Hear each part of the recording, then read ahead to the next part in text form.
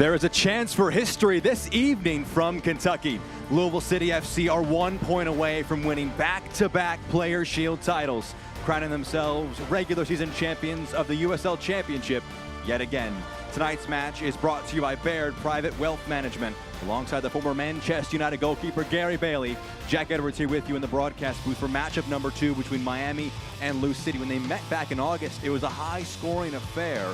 In the end, it finished 4-2 for Louisville, but an eventful one for neutrals. It certainly was a good game to watch, and Philip Goodrum twice in the receiving end of Josh Jones' long throws, something they'll want to stop. But how about that for a strike from Milano? They did lose the game, but they had the best goal of the game. Brilliant strike. It was all even at halftime, 2-2. It finished 4-2 in favor of the league leaders in the Eastern Conference. We can look at our standings now in the East. Miami, of course, eliminated at the bottom. Lou City with that head-to-head edge over Charleston, just 1 point away from securing that Player Shield. Another brilliant season by the boys in purple, and to be able to clinch the title so early on with games in hand, absolutely stunning. Miami, on the other hand, have been a little bit unlucky, but let's focus on Lou City. Adrian Perez, one of many players. They're scoring goals for fun up front. They've got Philip Goodrum's been scoring them. McFadden has been getting on the score sheet as well with some lovely strikes. Lambert from midfield. So the goals can come from anywhere if you're Lou City. 11 different players with multiple goals this season. They had 76 points last season, and they somehow perhaps look even better than they were in 2024. Let's look at tonight's player profile presented by Commonwealth Credit Union. It's Danny Fondes who's in for the suspended Damian Loss. Well, he came in for the last 20 minutes or so against India 11, made 3 important saves, absolutely crucial. Played in 3 other matches earlier this season. 2 of them kept clean sheets, so he's a pretty good goalkeeper to come in as a replacement. He saved 9 of the 10 shots he's faced in 2025. On the flip side now for Miami FC, they're coming off the heels of a convincing 3-1 win, all 3 goals coming in the second half.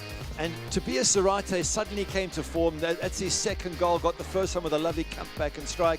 Towards the end, Alan Gavilanes hooks this one into the corner. Nice ball hits right through the ball, but it was Zarate coming to form that might be the turnaround that Miami needs. And with Francisco Bonfilio not even getting on the score sheet, but still leads the team with 13 goals. 13 goals, joined 3rd in the Golden Boot, but he hasn't scored in the last 5, so difficult to criticize someone who's joined 3rd in the Golden Boot, but he's probably keen to get back on the score sheet. He'd love to do it against high-flying Lou City. Bonfilio, the leading scorer for Miami, will go up against the backup goalkeeper, Danny Fondes, for Lou City, who are trying to do something not been done in 13 years. That's win back-to-back Players Shield titles. They need just 1 point to do it.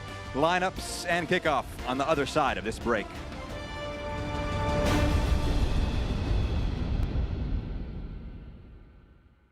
This time of year, it's all or nothing. And your Toyota dealers have all you need to pull you through the rain, snow, and mud that's headed our way. Now, during Toyota Truck Month, they've got more all-wheel drive choices, like the legendary 4Runner, the world-renowned Land Cruiser, the powerful Tundra, or this best-selling 25 Tacoma, which you can get with 2.99 APR financing, or lease a well-equipped 25 Tacoma for $269 a month. Get your Tacoma now during Toyota Truck Month. Toyota, let's go places. With everything on your plate, imagine the peace of mind knowing your money is working for you 24/7. With a 15-month certificate from Commonwealth Credit Union, you can feel confident and in control of your financial future. Lock in this amazing rate. No monthly fees, just steady growth of your money, all with as little as $500 to get started. It's the smarter, safer way to save, which gives you time to focus on everything else. It's easier than you think to reach your goals, so lock it in and watch it grow, only with Commonwealth Credit Union. Here, we see you differently. As JCPS faces a $188 million budget crisis, WDRB is asking the questions parents and taxpayers deserve answers to. He's not going to answer any of our questions. Not tonight. You can feel free to email them and we can see. I can ask you right now. I don't have those answers. When the questions go unanswered, WDRB keeps pushing for the truth. There are thousands of taxpayers who are very upset. Will someone be held accountable? Start with WDRB for clarity on where your tax dollars go.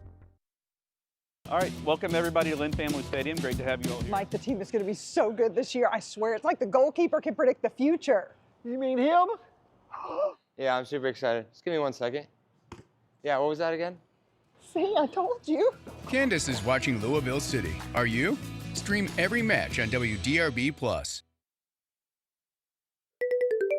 Hello. Hello, I'm here to remind you to tune into WDRB Mornings, Monday till 10, for your out-the-door local news, weather, and traffic. Here are the lineups. First off for Lou City. 3 changes off the heels of a 2-0 win against Indy 11. Danny Fornes coming in for Damian Luss, who's suspended. Philip Goodrum gets the start, Sam Gleadle out. And Jansen Wilson back on that wide left spot. Ray Serrano goes to the bench. Here it is for Miami. 1 change off the heels of that 3-1 win in their home season finale. Danko back at a center-back position. Nicholas Cardona out. Danko missed the Pittsburgh match. And Ricketts and Vasquez moved to the left-hand side specifically to stop Aidan McFadden. Those starting lineups brought to you by Fifth Third Bank. Lou City in their dark navy kits with the gold trim. Miami in their white kits with the orange lettering. Obviously, it's top versus bottom in the Eastern Conference right now with a chance for history for Lou City. Miami FC coming into this one, ending a 5-match run without a goal, scored 3 goals in the second half against playoff hopefuls Pittsburgh. And they have a chance to try and spoil some more on the road here today. They get the action started going from right to left. Alongside the former Manchester United goalkeeper Gary Bailey, I'm Jack Edwards with you in the broadcast booth. 9th all-time meeting between Lou City and Miami. Louisville have won 6 of them. Philip Goodrum, who has this one in the channel, has a bit of strong personal success against Miami, and he wins a corner very early on in this one. 12 goals this season for Philip Goodrum. He has 3 goals in his last 2 appearances against Miami for Louisville.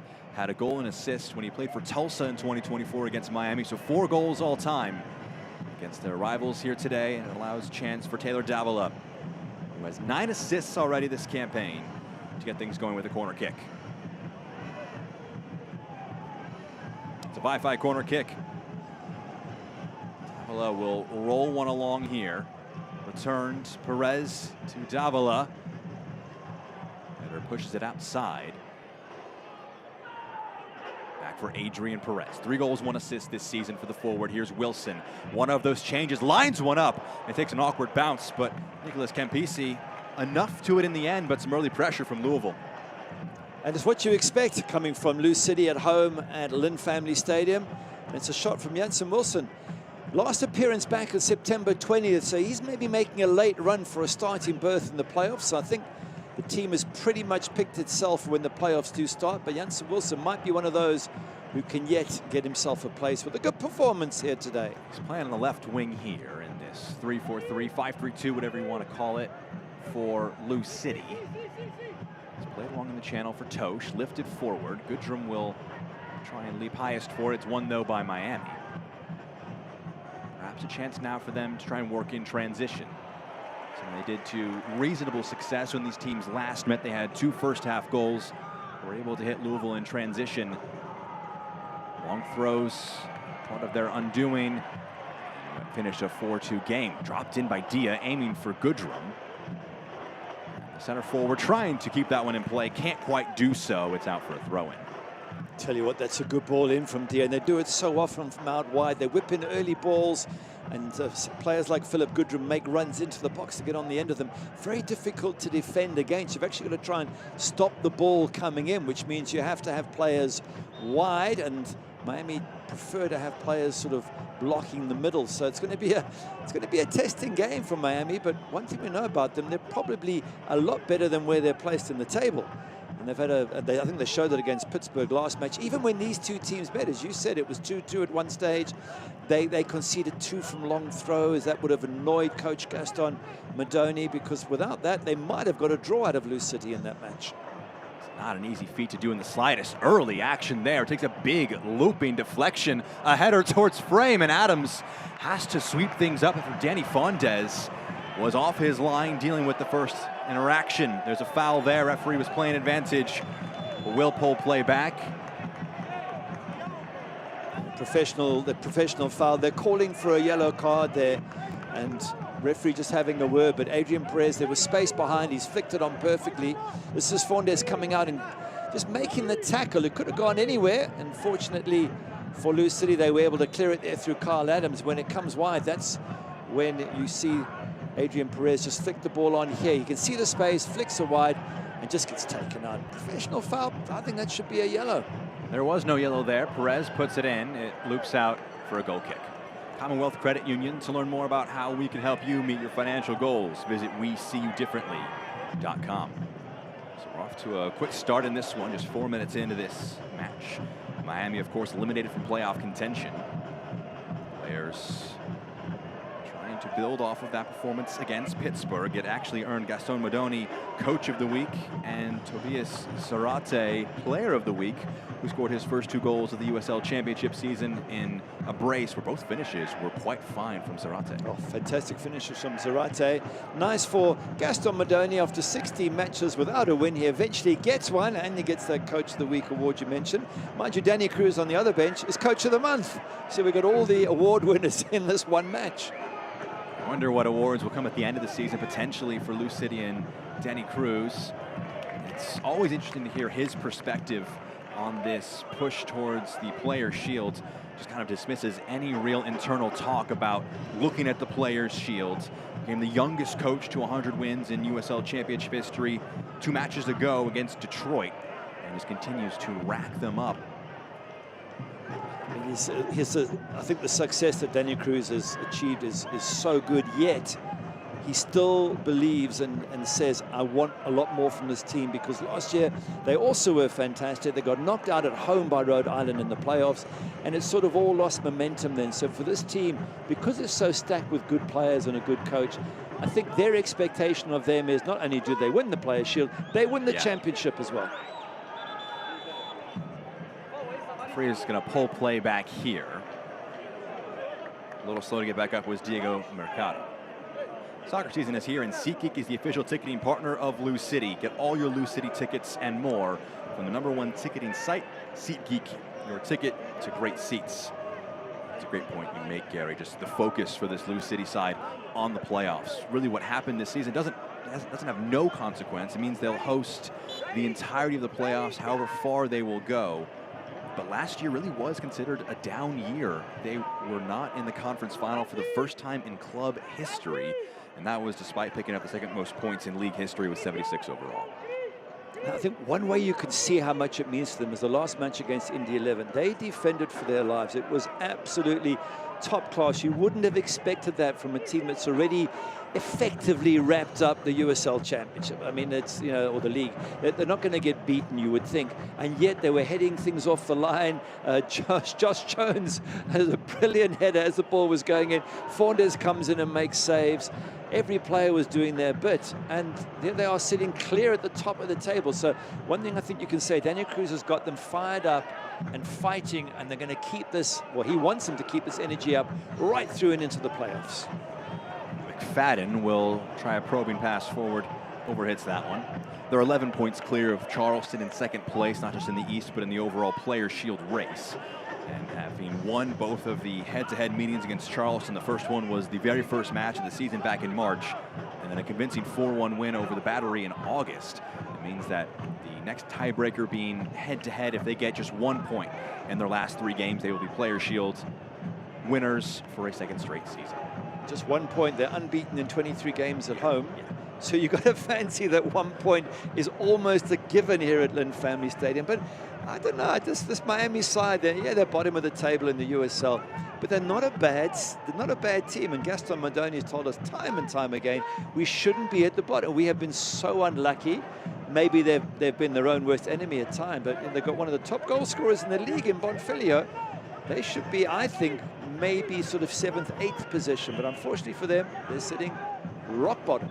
Bonfiglio with 13 goals, it's tied for 3rd in the championship. Hasn't picked up a goal since August 30th. That really coincided with their dip in goal scoring form. Their last 5 games have seen 3 defeats, 3 of them by 1-0 margins. They conceded 1 goal last match, but the change was they scored 3, all 3 of their shots on target. They dispatched past the Riverhounds. There aren't too many teams who will be putting 3 goals past Pittsburgh, a very good defensive side. So it was a massive confidence booster for them. Tulu has this throw in on the far side of the field. There's a slight bump in the back, and it is going to be a foul and a free kick going the way of Lou City.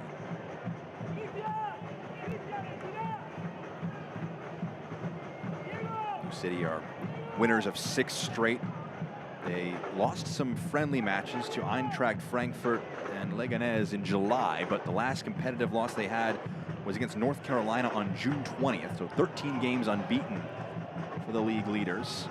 It's the only loss this season, isn't it? It is. In league play. It is. They are Absolutely brilliant. Trying to be just the fourth team to have just one defeat across the entire regular season. There's a lot of records being held by that 2012 Orlando City side. They were the last team to go back-to-back in Players' Shield. Louisville, you imagine when they win the Players' Shield, will join them in that mark. Lifted to the far side, Dia gets ahead to it and flicks it away. Orlando City in 2012 were one of those teams that had just one defeat. They hold the league record for points per match. Louisville are threatening to break that. If they win 2 of the last 3, they'll have the best mark in that in league history, with this match at Orange County and a season finale against Hartford still to come for the home side today. Goodrum in the press. Step back forward as one's clipped forward. 10 minutes down here. An early burst of pressure from Louisville. Miami had a shot that was sort of cleared off the line. Kyle Adams having to mop up after Fondez was caught off his line a little bit as a sweeper keeper. Just the 2 shots so far in this one. You can see Miami sitting very, very deep. Interesting, they're leaving Sebastian Blanco up front. He's not the quickest. The channel for Dia at the end line, drives a low one across, pushed away by Knutson.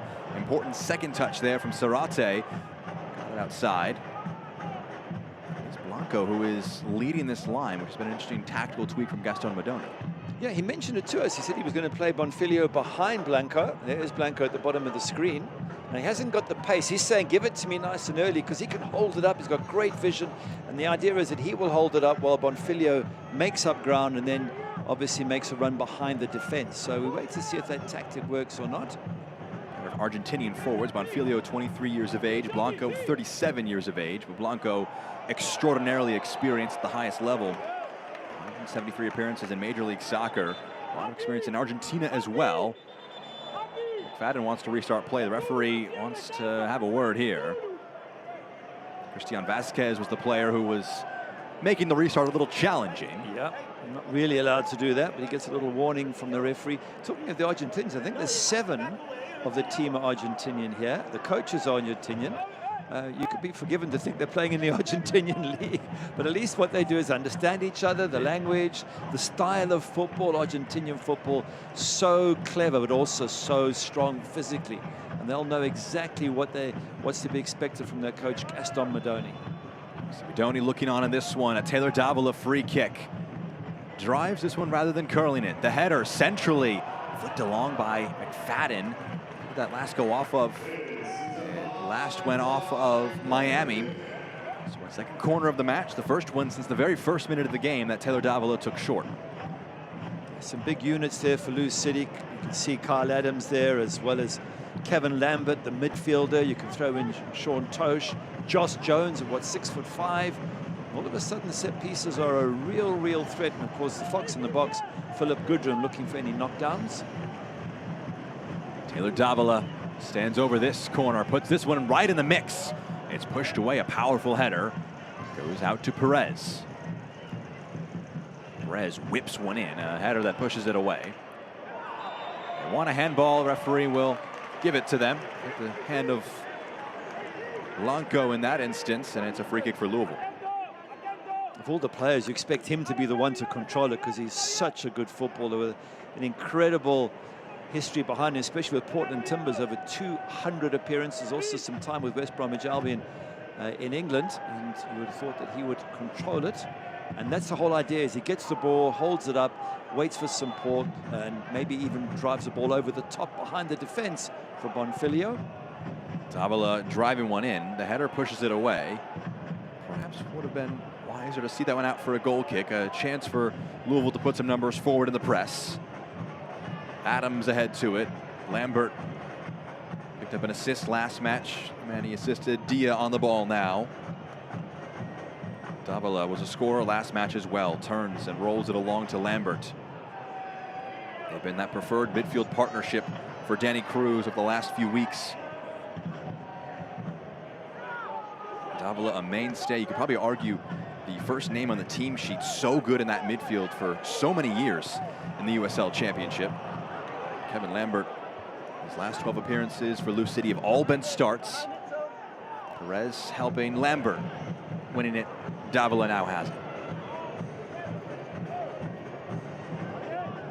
There's so much talent in this team. Davila is one of the main players, even McFadden there. Interesting that Gaston Modoni changed 2 of his players just to try and stop McFadden, bringing Ricketts over.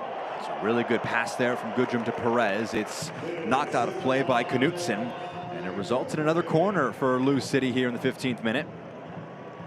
Just to finish that point, Jonathan Ricketts there, the number 2, has been moved from right back to left back, and Christian Vasquez from right wing to left wing, all with the idea of stopping Aidan McFadden bombing down the right-hand side for Lou City. So that's the sort of quality they have, the boys in purple, that worries the opposition. 4 goals, 4 assists this season for McFadden. He scored the winner when these teams played in August. Davila whips it into the box. The header comes along to Adams, to the back post for Jones. A header down, and Knutson clears it. Jones hooks it forward. An overhead kick attempted by McFadden, and it's going to spin out of play here. I imagine Josh Jones might stay in the area for a long throw after a corner sequence develops a few chances. Defensive work for Miami to do here, because you've got so many good headers of the ball, and the header won initially by Philip Goodrum, and then Josh Jones with time on his hands to try and get one on target, and then it's just a free-for-all of trying to get the ball back into the 6-yard box, and here comes more pressure with a long throw. 2 assists last match. It's Miami from Josh Jones on these long throws. That one doesn't meet a Louisville head right away.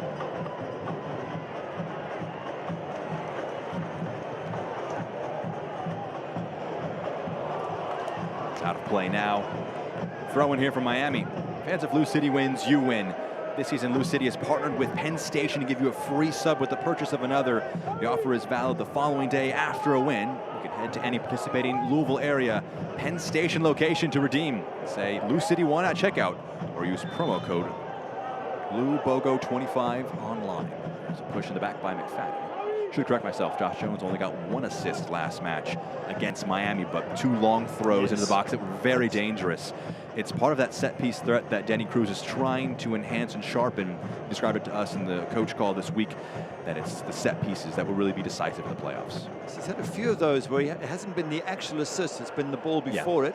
I think back to, was it Indy 11 away, where he threw one to Niall McCabe, he then knocked it in for Kevin Lambert to head it in the back of the net. So it's just such a powerful weapon, and early in the season it was Arturo Ordonez who was the centre back, but Josh Jones has pushed his way in there and hasn't given Coach Danny Cruz a reason not to play him. He's solid defensively, he's great on the set pieces with his height, and he has this throw in which causes all sorts of problems.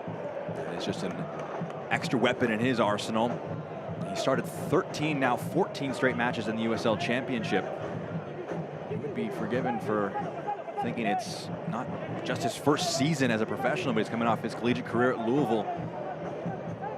Was very good as a Cardinal, was all ACC third team on 2 occasions. As Campisi will sweep up a long ball over the top. He felt there was offside that should have been called.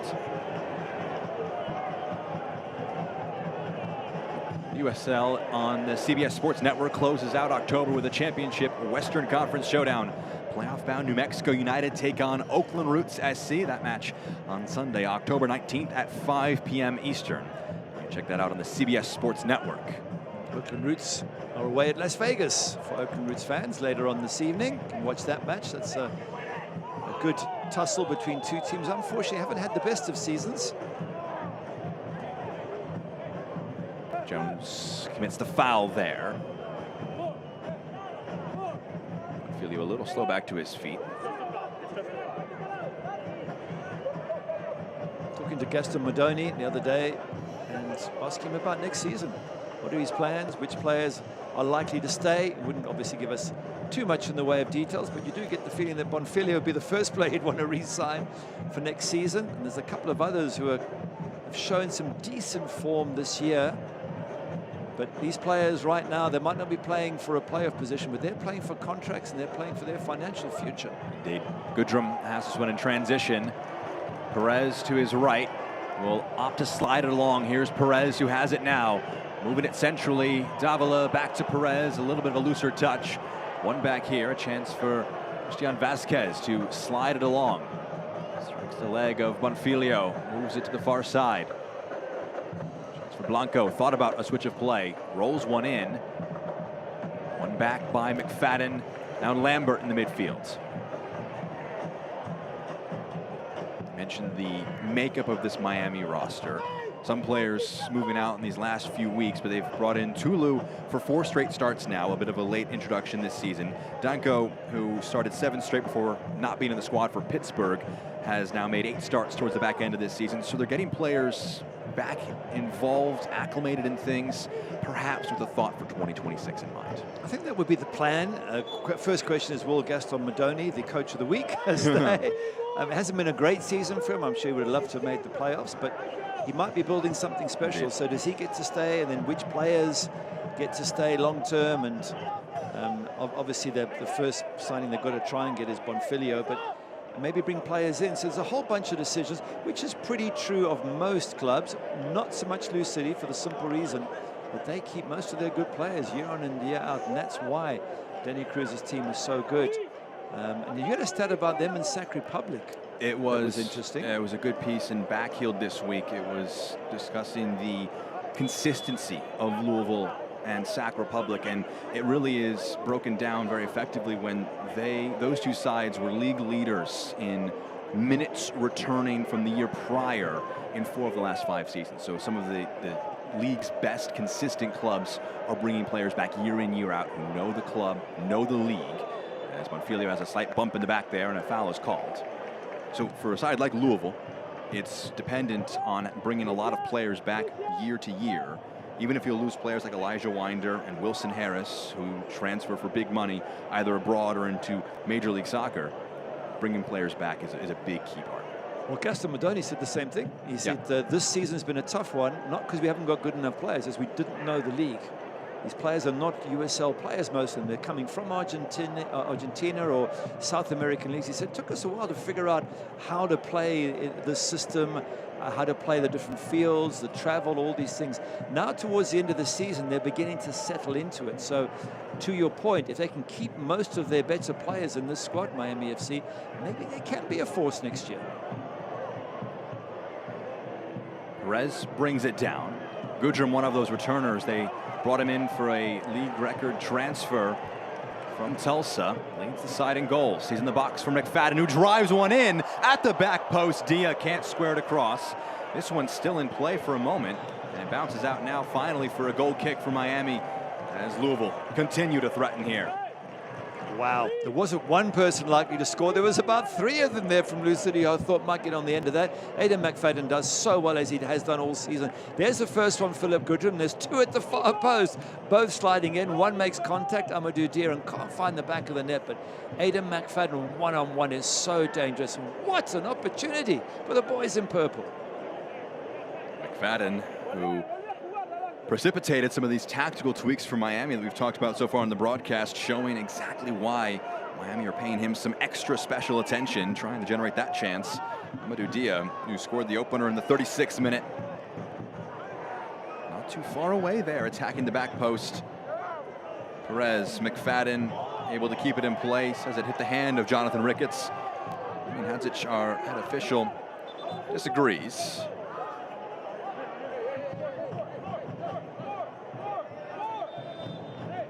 To circle back to that point about roster development year to year, it was a challenge for Miami, obviously building off the heels of 2024 where they had just 11 points. It's a hard launching point to have. They're at 24 now. It's obviously not the leap they would have wanted to make, but it is perhaps a bridge year. If you can bring some of these players back, continue to try and develop things. Just 1 year for Antonio Nocerino last year. Didn't last the full year with Vegas this year when he made that switch. So it's interesting to see what's going to happen in Miami in the upcoming offseason. And that 16-game stretch without a win, they were unlucky in so many. Just going back to recent matches, they lost 1-0 against North Carolina. Their expected goals was 2.15. It was way more than North Carolina's. Just couldn't find the back of the net. They lost 1-0 at Rhode Island. Again, dominated parts of it, and that was a match in which Danko gave away an unnecessary penalty. So they've been their own worst enemy at times, but so many of their matches, and it's a point Gaston Modoni made to us again, so many matches could have gone from draws to win or losses to draws. if they had a little bit of luck and maybe hadn't made so many errors of their own doing.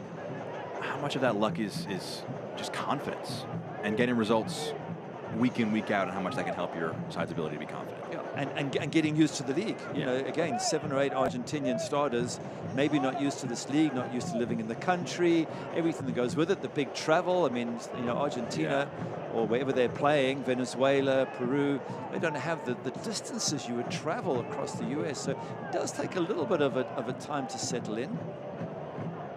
Miami to Louisville is certainly no easy trek. It is relatively standard in the USL Championship. Miami have this one in the attacking third right now. It's clipped into the box. It's actually a really clever ball in the end. Strike there and goes just wide. Can't test the goal of Danny Fondes. This portion of tonight's match is presented by Toyota and the Kentuckiana Toyota dealers. 25 minutes down in a match where Lou City could try and secure a second straight Player Shield title. We have one eye on Charleston and Colorado Springs. If that match finishes either level or in a defeat for Charleston, no matter what happens here, it will mean that Louisville will be Player Shield winners. That match happening at the exact same time as this one, 25 minutes down in Charleston. And that's a tough one for Charleston. I mean, I'll be very surprised if they win that, just because Colorado Springs are in desperate trouble.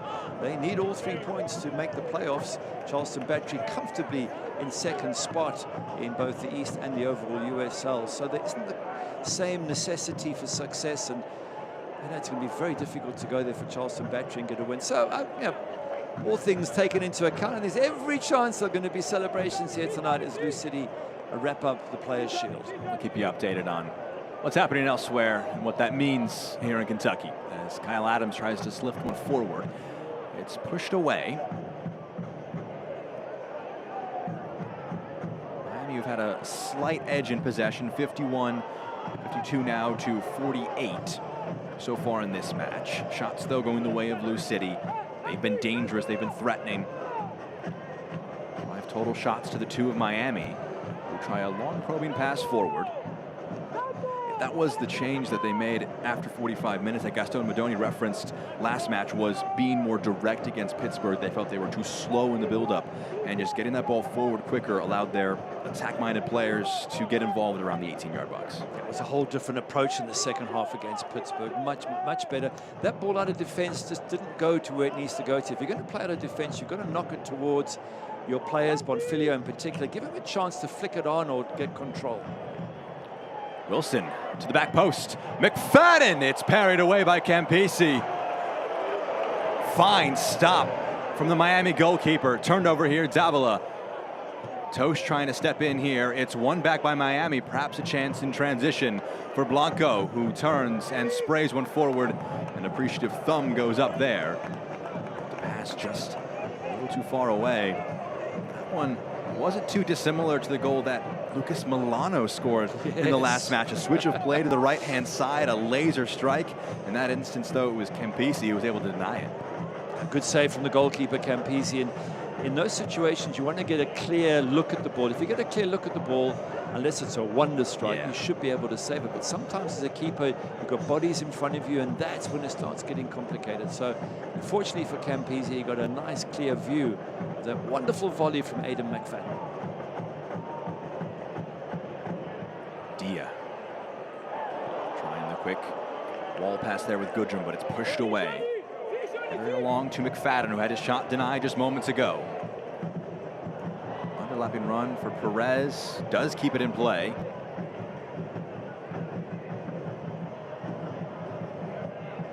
Perez, Tosh. A switch of play here to the back post. That first time strike goes just wide. Wilson has that one that just missed. They're having some success in these switches of play. Wilson almost provider here. Look at the volley there, and the goalkeeper. In fact, he did have a body in front of him, Nicholas Campisi, so it wasn't as easy as you might think. He's got to look at it and see where it goes, and it's a sudden, quick, and late reaction by the goalkeeper to push it out to his right-hand side. And then, as you mentioned, Jansen Wilson coming in here, just goes over the top of Tudus. He doesn't get a clear sight of it, but nonetheless, his chances are coming thick and fast for the boys in purple. Wilson hadn't been in the squad since the match on September 20th against Las Vegas Lights. Very important part of this team, 6 goals, 6 assists this year, coming off a year where he had 9 goals in his first professional campaign. Davila turns towards goal.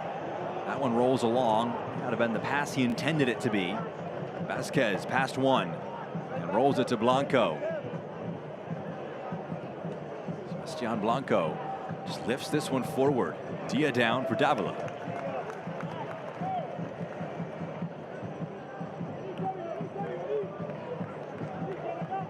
Lambert.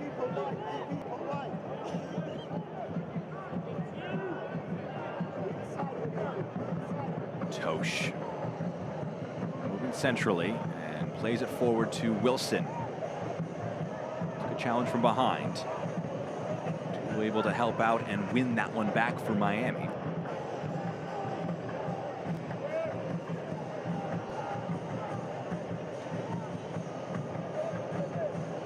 You can see all those who were expecting this to be a one-sided match, top versus bottom in the USL.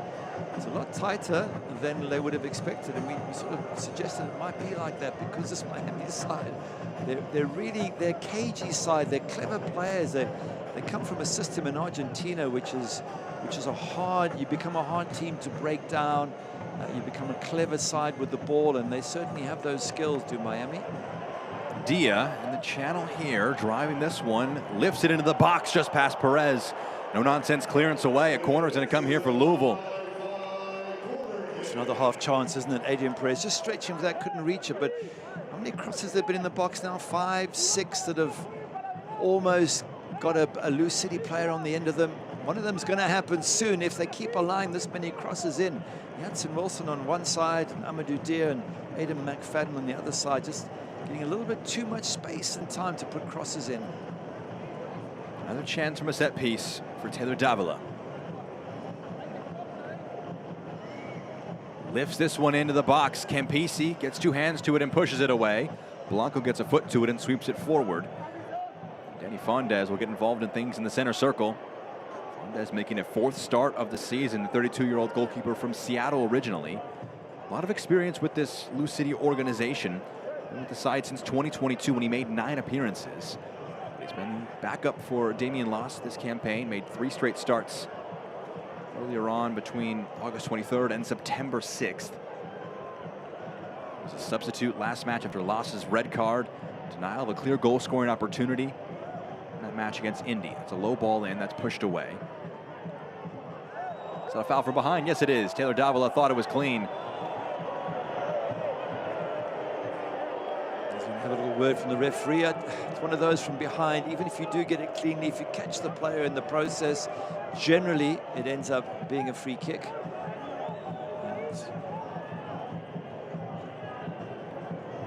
Watch the USL Championship in Spanish on 2DNA, the nation's leading Spanish language sports network. Charleston Battery take on Birmingham Legion FC on Saturday, October 25th at 5 p.m. Eastern on 2DNA.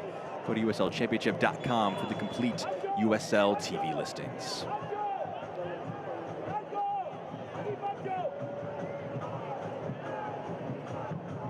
Danco restarts play with the free kick.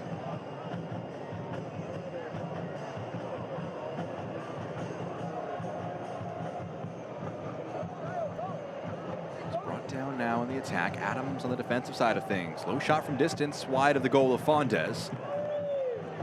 Goal kick comes here. It's got to be a golazo to score from that angle out there, 30 plus yards. You want to get a little bit closer.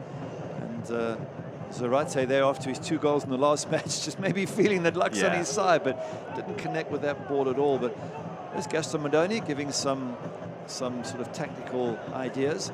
But just here's a stat that separates these 2 teams from top to bottom. And Lou City plus 35 goal difference, Miami minus 16. The difference between the 2 of them, 51 goal difference. And yet when you look at them for the first 33 minutes, yes, Lou City have had by far the more chances, but it has been reasonably close. It's a funny sport. Matches start at 0-0. All the stats pointing the way of Lou City. Matias Romero getting a challenge in there, goes out for a throw, taken quickly by Lou City. Davila lifting it forward for Dia. What a well-weighted pass. Dia into the box over the head of Goodrum. Chested down by Ricketts, clears it away before McFadden can intervene. Jones chasing after this one and shows good strength to seal it out. Just another cross put into the box. And now almost we're getting close on double figures of crosses knocked, not just hit and hope, but knocked really good quality balls into the Miami FC 6-yard box. And if they keep a line that, it's going to be one scored eventually, you would think. That's a clean challenge. Referee was playing advantage after Davila was fouled. And diving in there, Goodrum, a very clean challenge. Blanco. Throw in now for Miami.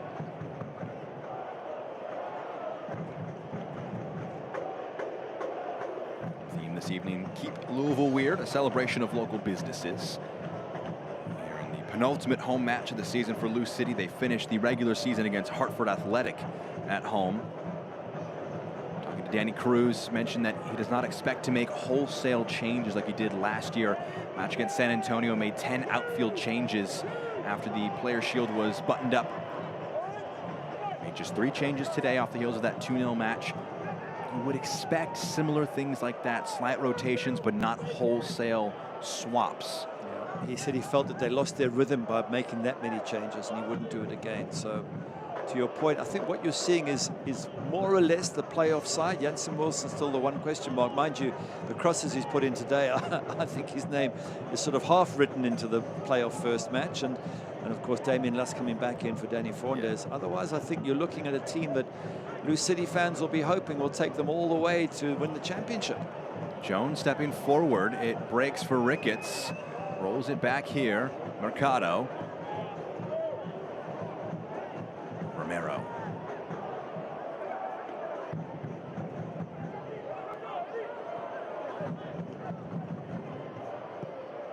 Flipped forward by Blanco.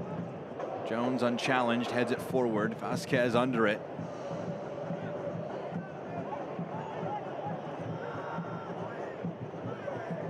Christian Vasquez.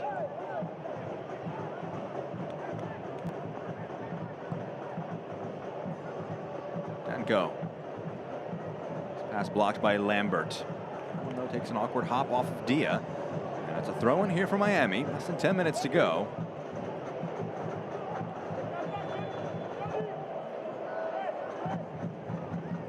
Talk about the crosses so far for Lou City. A stat, Amadou Dia leading all players with 5 attempted crosses this match. They've been really using him down that left-hand side. The early stages here.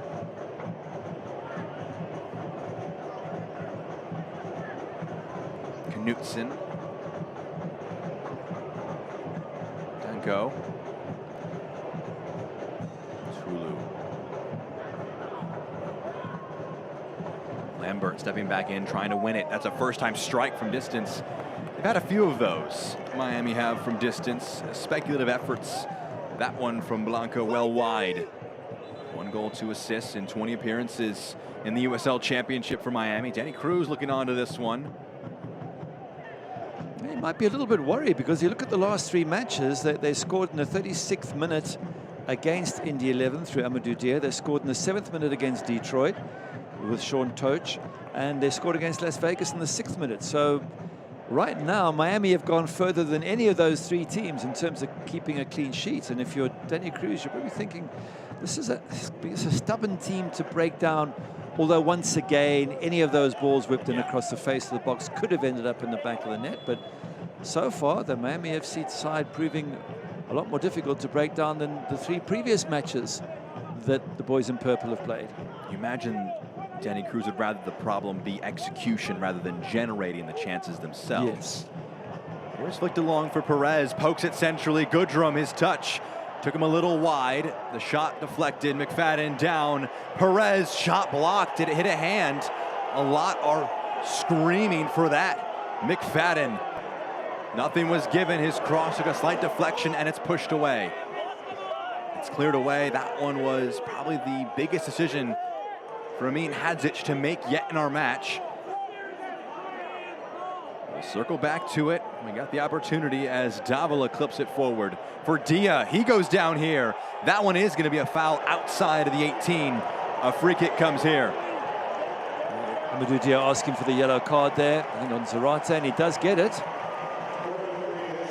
And again, there's just too much space out wide for Lou City. They're getting the ball and able to run at the box.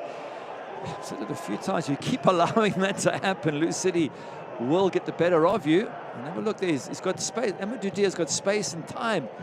He's out wide. You've got to be a lot tighter in that full-back position, which they're not, Miami FC. That was Tobias Zarate. He was playing on the right-hand side of the attack, more or less, but he was really alone back there to try and defend against Dia. Dia with a really clever flick past. The yellow card was presented by Bone Dry Roofing. Zarate becomes the first player cautioned so far in tonight's match. It's a fifth-third free kick. Wilson stands over it.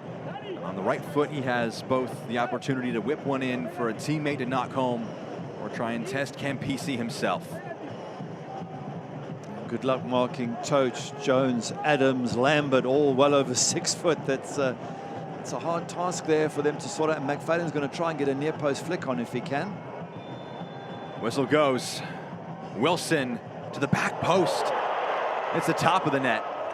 Not too far away on that one, but it misses. I mentioned Tosh is in the box. Has 5 goals all time against Miami FC, the most goals of any individual player in this matchup head-to-head. As you can see, Jensen Wilson there just grabbing his head. I'm looking at all those players in the box thinking, why are you going for the shot? And if you go for the shot, keep it down, because that just takes everyone out of play. A goalkeeper doesn't make a save, everyone's up there. You know, if you're going to hit the goalkeeper, hit it lower down, so he pushes it out into traffic, you've got players oncoming, or aim for your big guys in the box. And I think that's another opportunity wasted there for Lou City.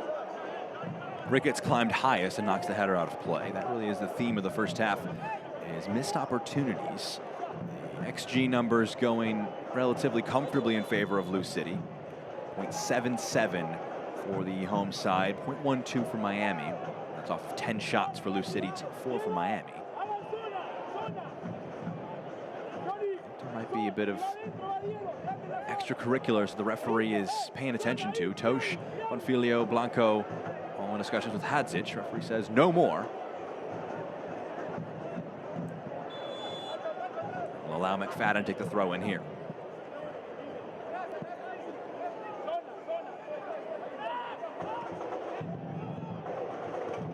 Ricketts underhits that one. Adams down for Tosh.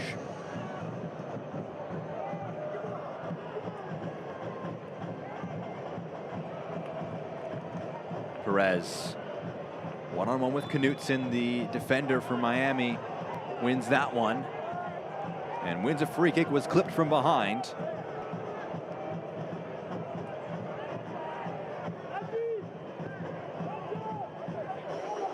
You wonder what the approach will be for Danny Cruz. I mentioned, Gary, a bit of frustration so far in this match. It's still 0-0. They have been struggling to get that decisive final action. Just 2 shots on target so far. One of them from McFadden, very powerful for Campisi to deal with. No, I don't think he'll be worried because his team have been the better and they've been on the offense. Here's Perez. Again, can't get past Knutson. And again, Knutson wins the foul. Frustrating there up front for Adrian Perez and Philip Goodrum. But they're certainly in no trouble, Lou City. It's just he wants his team to get ahead and put teams to the sword when they can. And they've created enough little half chances to certainly be in the lead and maybe even a couple of goals in the lead. And he'll know how good Bonfilio and company, Zarate are, and even Blanco and all his experience. If you give them a little half chance here, Miami could make this a very difficult day. And of course, Danny Cruz wants it to be a day of celebration. You know, we're going to win the Players' Shield today. Imagine if they lost here and Charleston Battery won. That would be a real downer. He's trying to avoid that. He hasn't celebrated the Players' Shield in the slightest, even when it's been a season of dominance. You can't imagine, off the heels of a defeat, a second it would be of the campaign, he would be at all happy, even if it did cap off a Players' Shield. There's a big sign at the back there on that board saying post-game party. If they don't win the title, there won't be any post-game party.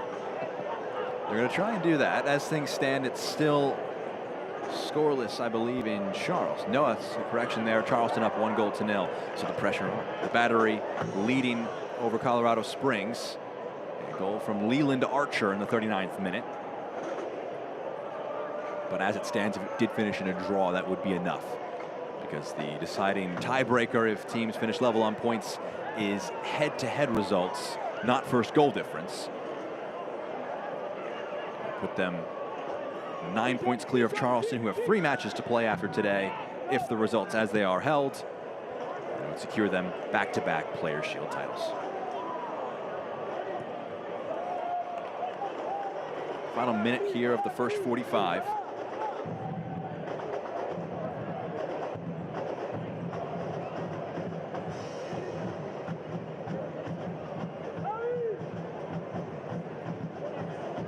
Ricketts with the throw-in. 27th start of the campaign for Jonathan Ricketts. It's flicked forward. One for Zarate to chase, but it's back now to Fondes. He's had a quiet first half. Danny Fondes hasn't had much to do, because it has been the other goalkeeper, Campisi, who's been tested a few times. 1 minute added on at the end of our first 45. It's back to Campisi. Stoppage time is presented by the Louisville Muhammad Ali International Airport. 1 minute added on at the end of our first half.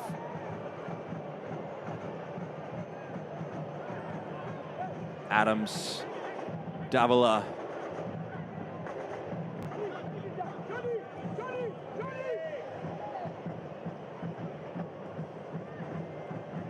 Davila. Rolls it along to Wilson. Lambert, Dia now. Most crosses of anybody today. Pokes it past one, goes down. Referee waves it away. Says there was no foul there. Tulu, the defender in the area. The referee just sorting a little bit of argy-bargy there, a little bit of chippiness coming. Amadou Dia a little bit annoyed that a foul wasn't given. And Miami also just getting in there and also trying to ruffle a few feathers. That would be part of what they want to do, Miami, just get into the heads of Lou City, just upset them whichever way they can. Not saying it's their fault, but they will take the opportunity to ruffle feathers, and fair enough, that's part of the game. And referee's saying, right, let's get on with it. It likely will be a goal kick, then wraps up our first 45 minutes. Halftime will give you a look at what's happening elsewhere across the USL Championship. Of course, the major implication here today is Players' Shield or not for Lou City. Miami trying to just continue to rally in the final weeks of 2025. Perhaps head into the new year on a bit of a bump. Campisi launches one forward and draws a close to our first 45. Gary, your thoughts after a scoreless first half?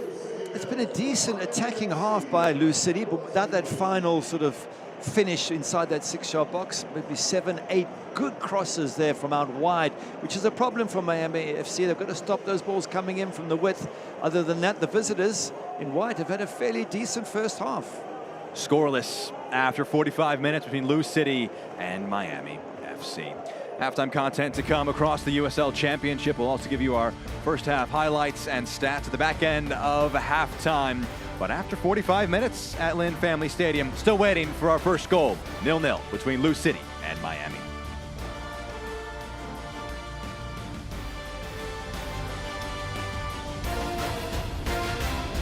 With everything on your plate, imagine the peace of mind knowing your money is working for you 24/7. With a 15-month certificate from Commonwealth Credit Union, you can feel confident and in control of your financial future. Lock in this amazing rate. No monthly fees, just steady growth of your money, all with as little as $500 to get started. It's the smarter, safer way to save, which gives you time to focus on everything else. It's easier than you think to reach your goals. So lock it in and watch it grow, only with Commonwealth Credit Union. Here, we see you differently.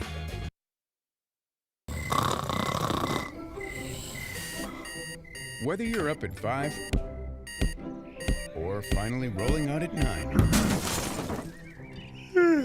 we'll still be here. WDRB Mornings is on until 10.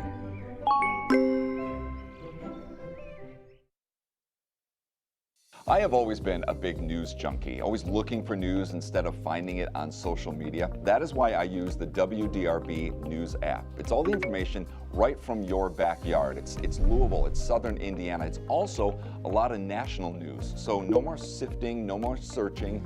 It's all right here on the app.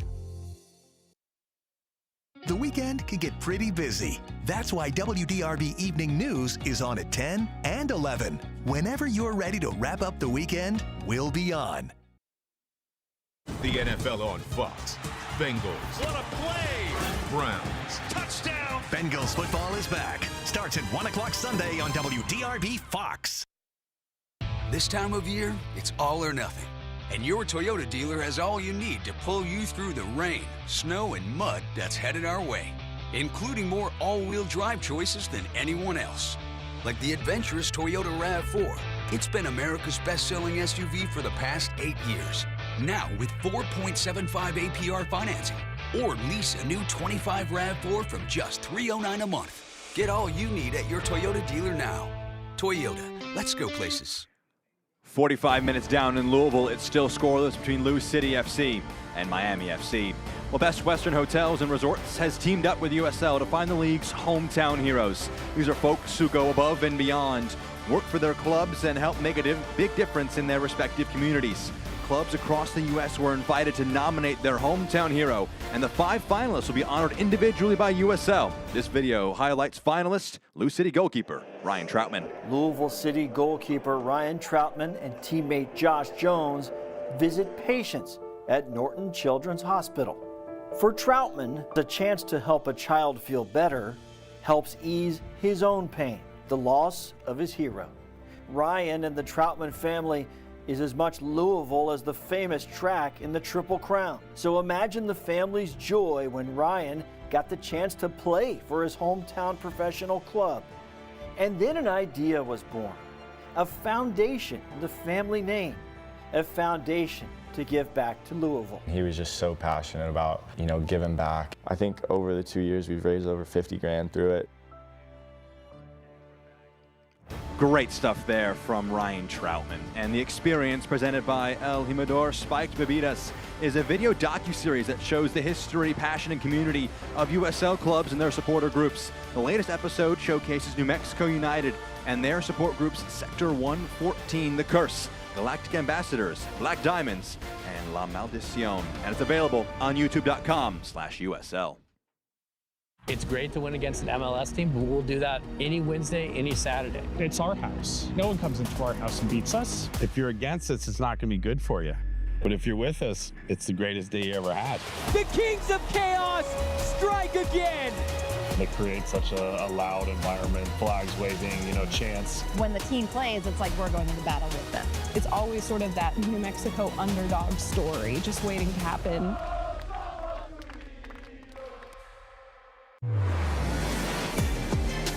Leans back, hit for Burma!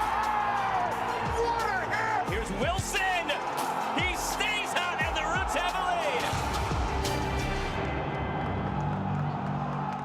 Whoa, termites can eat a pound of wood a day. Pound of wood a day. Pound of wood a day.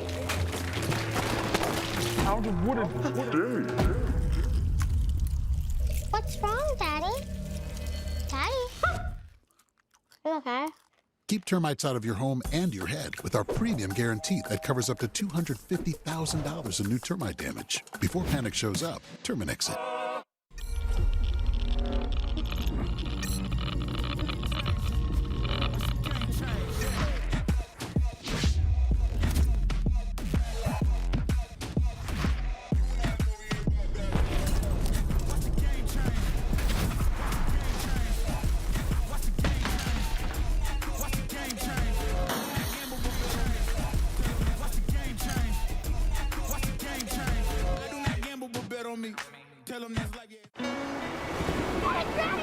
Wait, come back! Wait, come back, I need more help. Take a love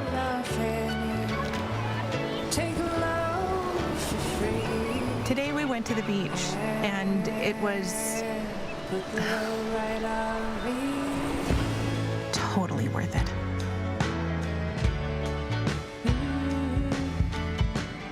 get double points this fall at Best Western.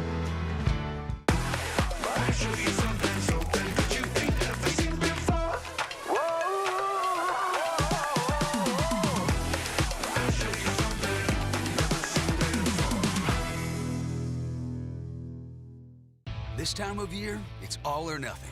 And your Toyota dealer has all you need to pull you through the rain, snow, and mud that's headed our way, including more all-wheel drive choices than anyone else. Like the adventurous Toyota RAV4. It's been America's best-selling SUV for the past 8 years. Now with 4.75 APR financing. Or lease a new 25 RAV4 from just $309 a month. Get all you need at your Toyota dealer now. Toyota, let's go places. Our halftime show in Louisville rolls on 0-0. It stands between Lou City FC and Miami FC after 45 minutes. Jack Edwards, Gary Bailey here with you in the broadcast booth. We can look across the USL, and first off with our news and notes. Hartford Athletic beating Sacramento Republic to win the Jägermeister Cup and claim the club's first ever trophy. Lou City, who drew just under 10,000 fans last weekend, was able to bump the USL Championship past 2 million fans this season. And Ruben Pacius got his first call-up for the Haiti national team. He was with the side for their 3-0 win on the road in Nicaragua as they try and qualify for the 2026 World Cup. Let's look elsewhere across the USL Championship.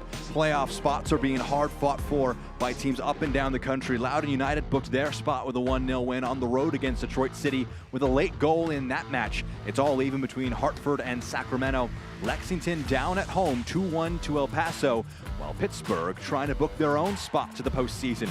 They're up 1-0 over Indy 11.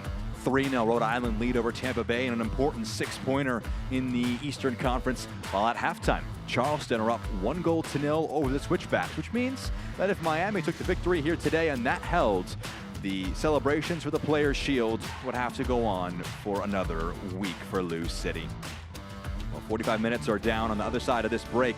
We'll show you the chances from the first 45. There were a number of them for both teams. We've got our first half highlights and stats on the other side of this break. Lou City, Miami continues after this.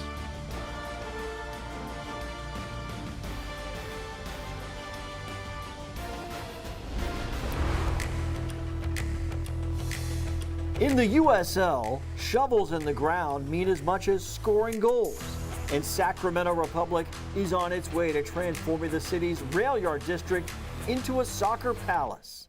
The same is happening in the Motor City, with Detroit City's new home clearing way for stadium construction.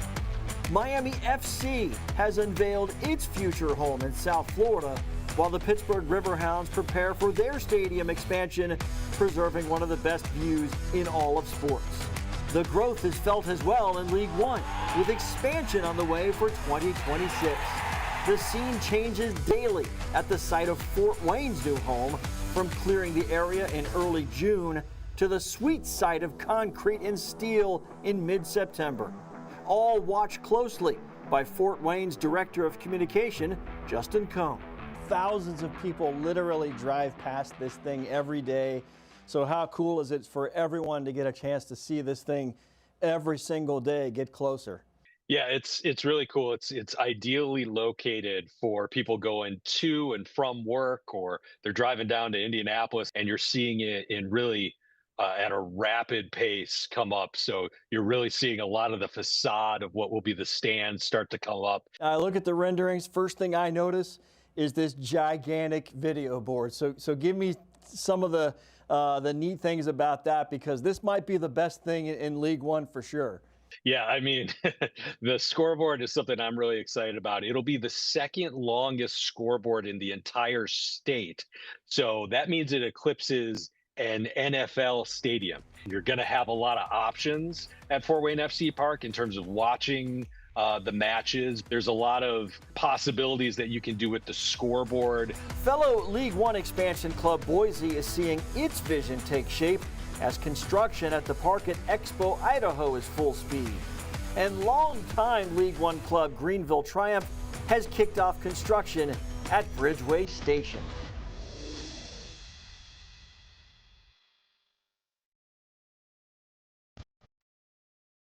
At Kroger, you never compromise.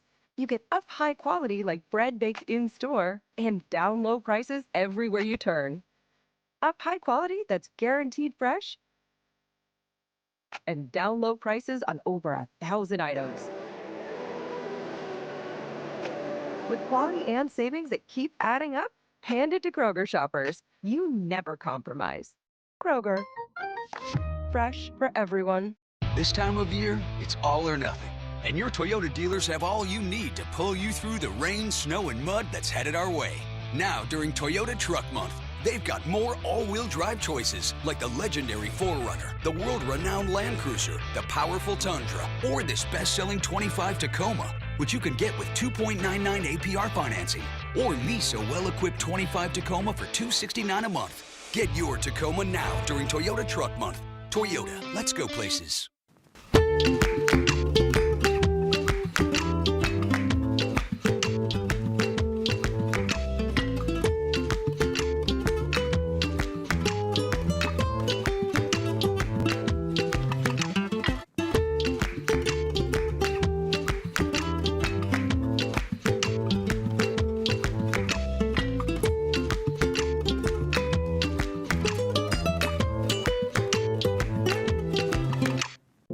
This is my grandpa's belt. He wore this thing for 30 years. That's a great belt. This is my grandpa. Huh. You can't buy a belt like this in the big box store because most belts suck. They peel, they tear, they break. I wanted a belt like this one, so I made one. With full grain leather, solid brass hardware, and robust stitching. I can have a belt just like my grandfather's. The handcrafted belt by Clayton Crew. Just moments away from our second half between Louisville City FC and Miami FC. Alongside the former Manchester United goalkeeper Gary Bailey, I'm Jack Edwards with you here on ESPN+. It was scoreless in the first half. We can look at our first half highlights. Aiden McFadden was pretty involved early on. Generates a cross here for Amadou Dia at the back post. It's a very good cross. Dia at the back post, Philip Goodwin at the near post. There were three of them all trying to slide in there. None of them could hit the target. 27th minute, we jump to here. It was on the other side. Wilson turning provider for McFadden. It's a wonderful volley. It's not easy to pick that out of the sky. He hits it really well, and then Campese comes up with a good, solid save. A body in front of him, so his vision was restricted slightly. 40th minute. This was maybe an example of wasted chances here from Wilson from the free kick. Just goes with the wrong option. So many big boys in the middle to aim for, and if you get it on target, goalkeeper might push it out into oncoming traffic. Instead, as you say, wasted, goes over the top. And I'm sure Danny Cruz would have said he wants more from his players second half. And particularly what he wants more of is goals, because he hasn't had any. You mentioned, Gary, the trend for Lou City. They had early goals in their last few matches. This match, when these teams last met in Miami in August, it was 2-2 entering halftime. This one, scoreless so far.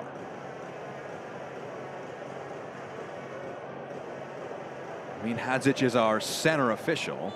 Lou City in their blue kits will get things going from right to left. Miami in their white kits will be attacking from left to right here in our second half.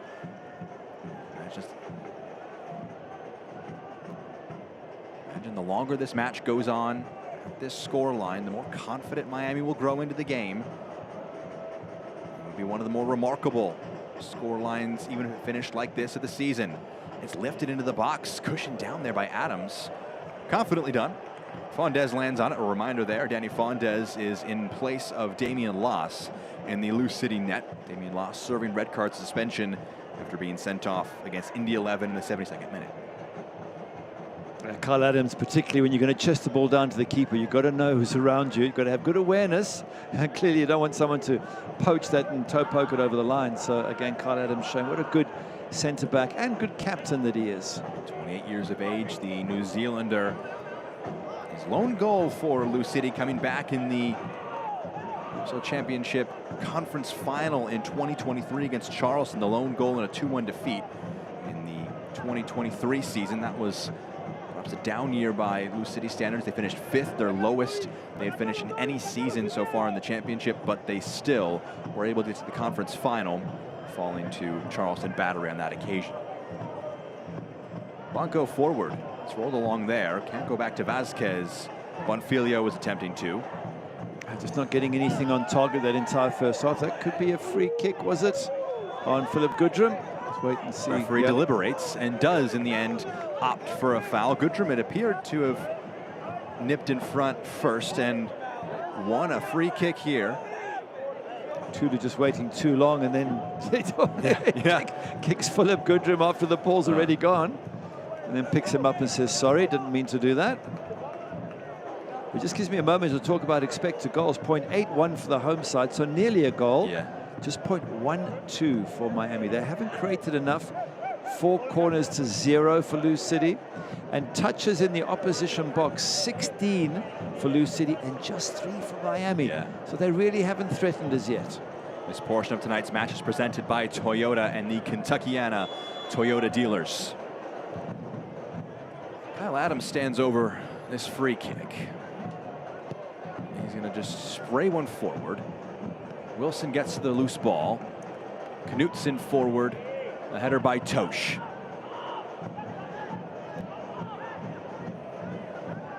There's going to be a foul by Davila from behind. And that wasn't a whistle for advantage. That was a whistle for a free kick.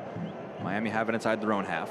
If you're Lou City and you're Danny Cruz, are you making any tweaks? Because they were creating those chances. It just really was that execution in the final third. Tweaks in terms of how Tactics, they're playing? I mean, in terms of players, the one thing they're going to have to look at is Philip Goodrum. He hasn't had a full 90 minutes for a while. So do you go the full 90 to see if he's okay for the playoffs? Probably not. You might pull him off 60, 65 and say, okay, let's just, we're giving you a good run out. You're ready for the playoffs, but let's not take any risks with our main striker. So Ray Serrano could come on. Brian Ownby's another option. Jake Morris could come out wide if he wants to take Jansen Wilson off, who also hasn't played a full match since September 20th. So, I do think I see a few tweaks coming for Lou City in the second half. For Goodrum, he hasn't started since that match against Indy 11 at the end of August. Came off in the 42nd minute, missed the next 2 matches, and was a sub for the last 3. He was a sub for 5 minutes in the last match. Came on, Damien Lass got sent off, and he got pulled off the match. It barely got a sweat. He was the unfortunate casualty when a goalkeeper gets sent off. They thought maybe you won't get as much service as we wanted you to. Those minutes might not have been as valuable when they were down to 10. Here is Goodrum in the channel. Draws in a challenge, draws a corner. It's the first Wi-Fi corner kick of our second half now. I mentioned that 4 corners to 0 in the first half. It's, again, set pieces, if it's corners, if it's free kicks, and then just good crosses into the box. It's all pressure, and the odds keep stacking up that one of these is going to end up in the back of the net from Lou City. Davila again tasked with an in-swinger. Whips this one into the 6-yard box, pushed away. Side of the box, Blanco turns away from Dia and sprays a pass forward. Fondez off his line, had to get that one right. It does clear it. It takes an awkward hop off of Lou City for a Miami throw. That's a risky one from Fondos. If you're going to kick it, try and kick it up and past everyone, because he kept it low. It fortunately hit one of his players and went out. But imagine if it had gone to one of the Miami FC players and you're 40 yards off your line. We've seen Miami try some speculative shots from distance. There would have been no doubt they would have tried one from halfway if Fondez was almost right next to them at the halfway line. Gary, you laid it out well. The chances favoring Lou City. The expected goals numbers going their way, but they haven't had that killer final touch as of yet that we've seen for much of 2025. Lambert lets this one run. He's got a bit of space perhaps to utilize. Lambert rolls one forward. It's well weighted for Wilson. His attempted cross bounces away from him. Tulu goes along to Mercado.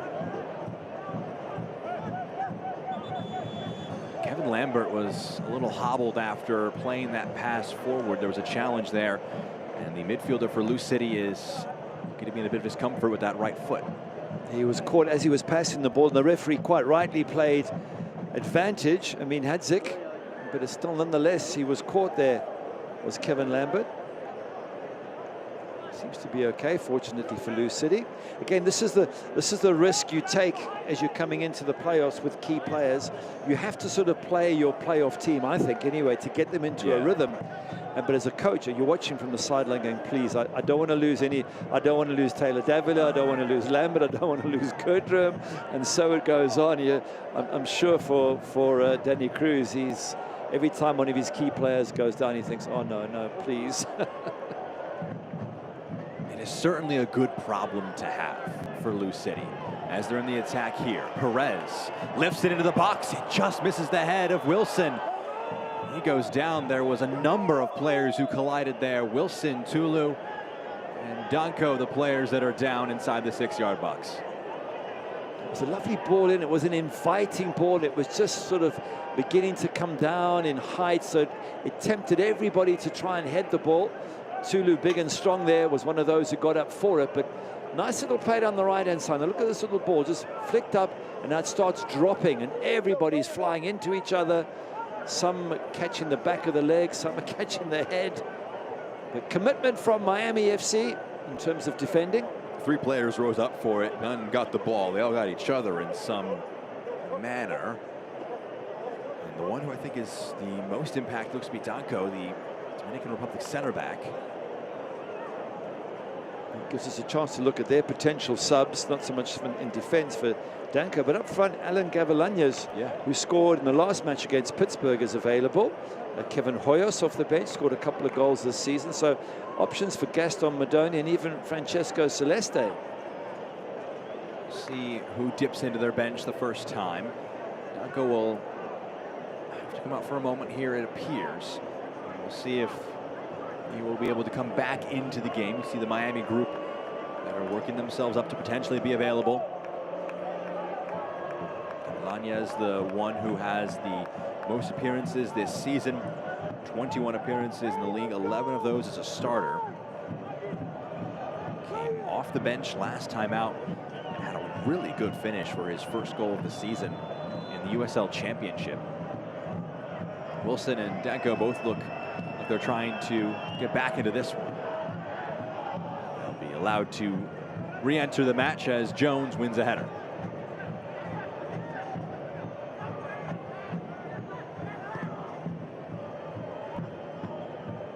Switch of play. Quite able to link up with Jonathan Ricketts there. Aidan McFadden in a 23rd start of the season.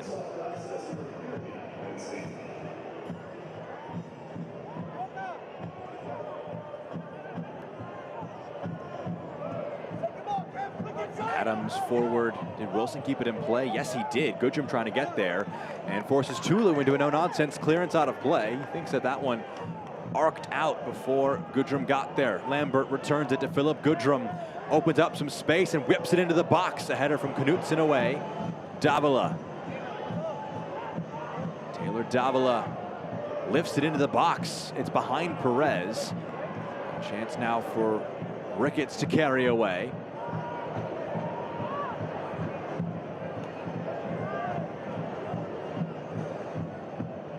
Danko.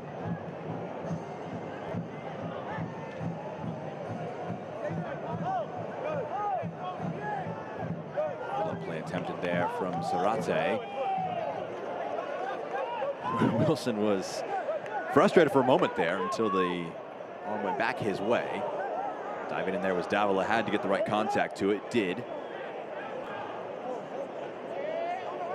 Once again, Lou City just very solid at the back, not giving Miami FC any chances. Haven't seen Danny Fondes make a save. Only conceded 19 goals this season. It's the best in the entire USL. And Danny Cruz saying, you know what, maybe last season, the season before, they'd win games 5-4. He says now he wants him to be 1-0. He wants him to be tight in defense, because that's how you go on and win championships. Last 5 matches, 2-0, 1-0, 3-1, 2-0, 1-0. He won't want too many repeats of the 4-2 win they had in Miami. Yes, he'll appreciate the win. I won't appreciate how open they were defensively at times in that match as they continue to gear up for the postseason. McFadden drives past a few. The referee says to get up. McFadden and the home crowd don't appreciate that too much. Adams and Dia were both in the mix, and Adams Launches it upfield, out for a throw. McFadden certainly feels that he was fouled in that instance. He was driving between two Miami players, went down. And the referee might have a word with McFadden. I think he's saying no more dissent.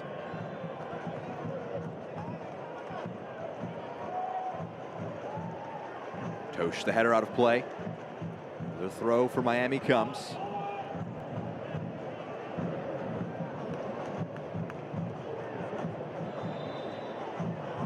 Free kick now for Miami.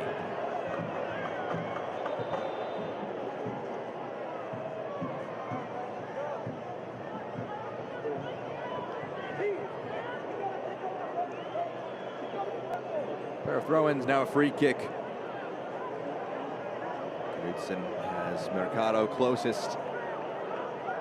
Moves it along the back line. Tulu. Blanco. Popped up everywhere today, trying to return it to Blanco. There was Romero. And Blanco fouls Dia.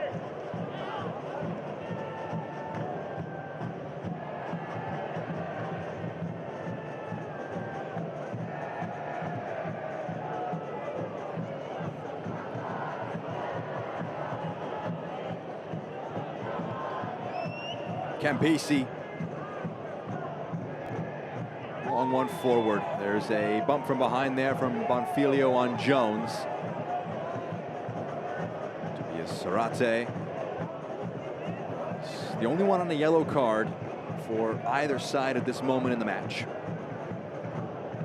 It's good to see him back, Zarate. Coach Gaston Modoni was saying he was out for 18 months with injury problems, and he's just beginning to find his form. Certainly 2 goals against Pittsburgh last game is a way of finding your form, and if they can keep him fit for next season and sign him up, then Tobias Zarate could be a really useful player to have.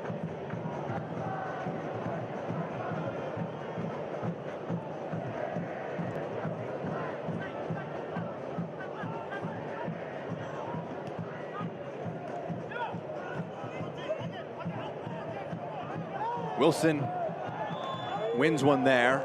It is going to be a free kick. Lambert thought about perhaps continuing the play, but the referee will signal for a free kick right at halfway. Some subs are being prepped by Danny Cruz. I'll tell you about those when they take place. Zarate is being warned by the referee, saying no more. So maybe there's also reason for change for Miami FC. Zarate coming off a good performance against Pittsburgh, but on a yellow and warned by the referee there. Lambert, Goodrum, back for Davila. Just clips one forward for Dia. Yeah, really good strength from Matias Romero to see that one out of play.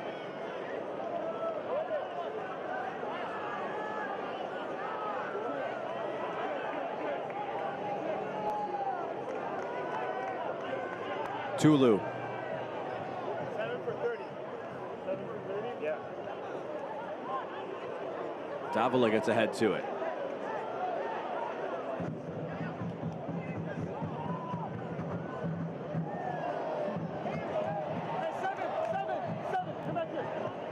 Davila. Wilson. Wilson trying to roll it forward. It's cut out. Poor pass though. Dia gets there first. Jumping in. Goodrum trying to win this loose ball back. It runs out of play for a throw. And now it's an opportunity for a sub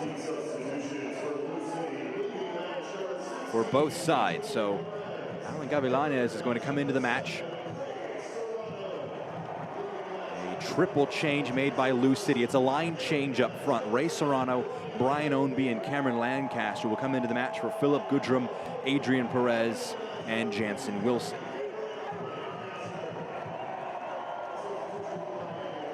So the entire front line for Lou City are rotated. All of these substitutions brought to you by Kentucky Lottery.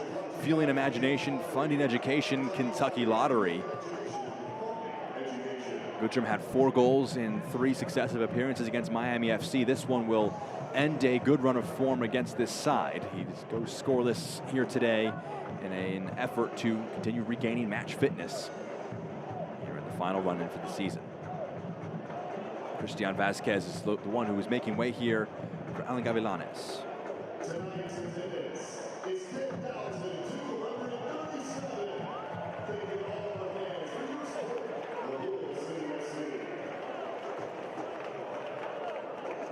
Cameron Lancaster, who will come on and play through the middle, is 1 goal away from taking 2nd spot on the all-time leading scorers chart in the USL Championship. Nico Brett occupies that spot currently. Lancaster can take that spot for himself. Dane Kelly, the one in 1st spot. A whistle, ball went out of play. Throw in, Serrano takes it quickly. Ownby moving to the left flank. 2 of the subs interacting. Ownby cuts it for Lambert. Adams trying to play it forward. It's 1 back here by Miami. Blanco. Zarate. As the run being made by Romero. Romero lifts it into the box. Blanco. Gonna drive one in. Jones pushes it away.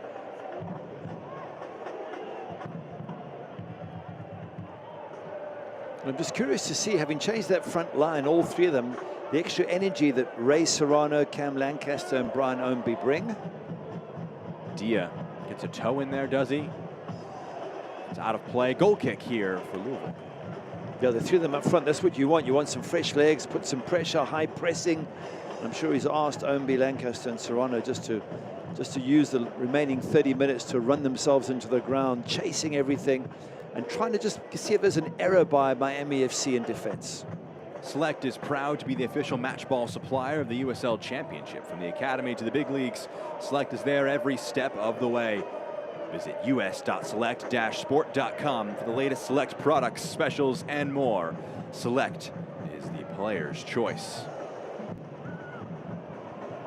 In the case of Ownby and Lancaster, they are perhaps trying to make their case for why they should play today. Legendary players in the history of Lou City.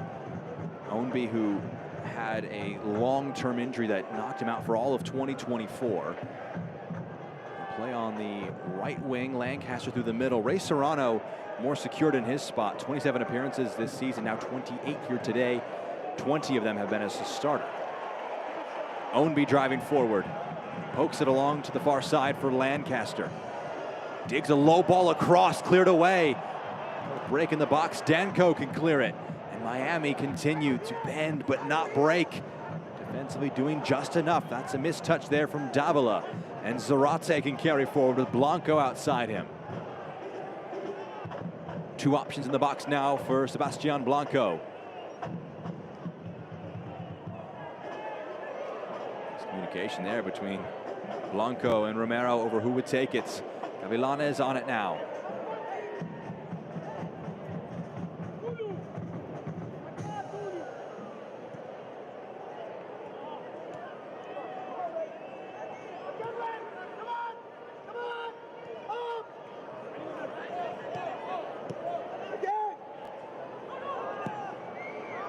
Tulu over the top.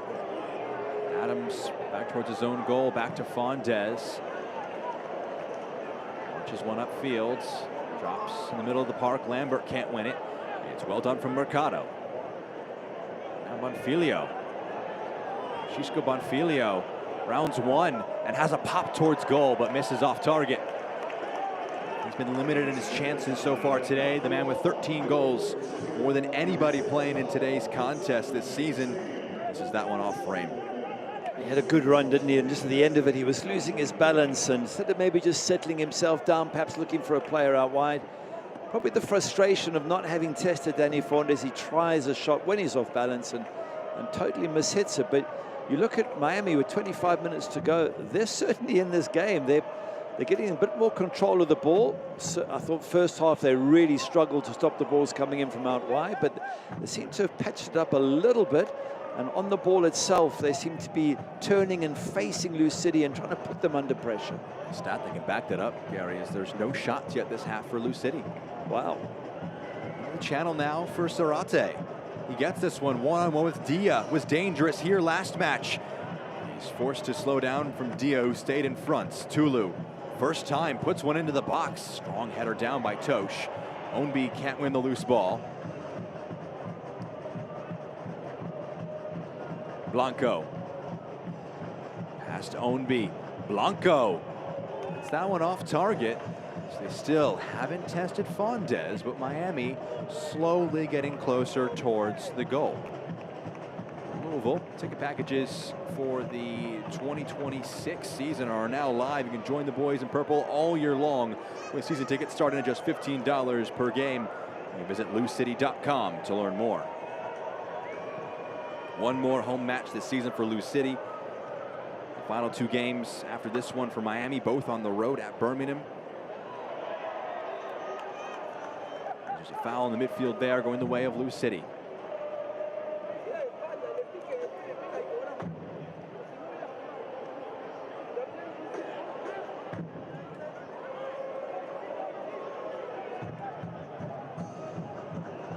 Dia, Serrano, Ownby, pokes it for Dia, squares it across, back post McFadden, and the flag goes up for offside.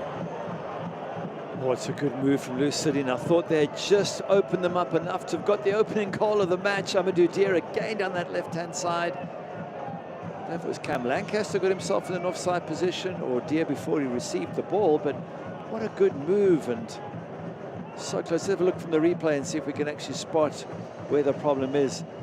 Is Dia in an offside position?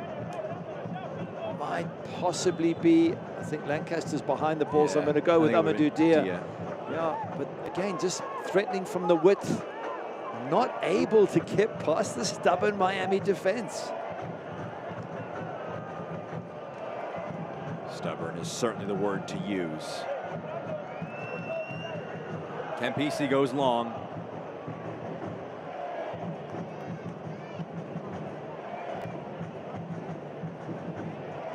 McFadden does very well. There will be no advantage here. A yellow card immediately produced. They seem upset with City, as if they're expecting maybe a red card for that.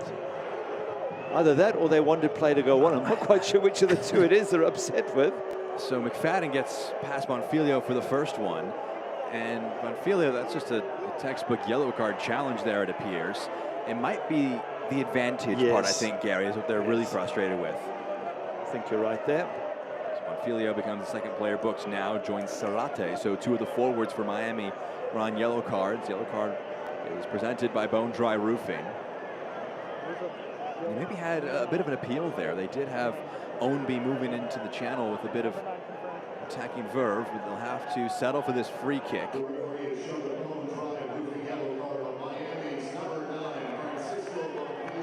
Such a good striker of a ball, Taylor Davila. If he gets this bending in towards goal with a flick on possibly from Josh Jones or Toch.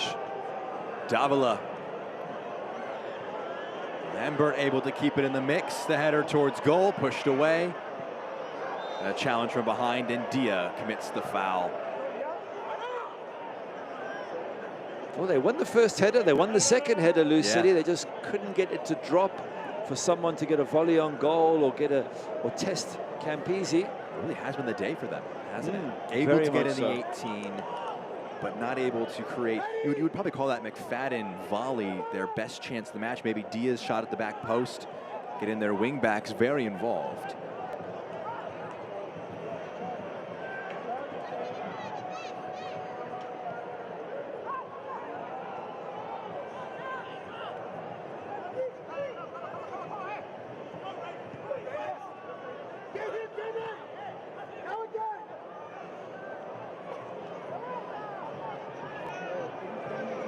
Mercado.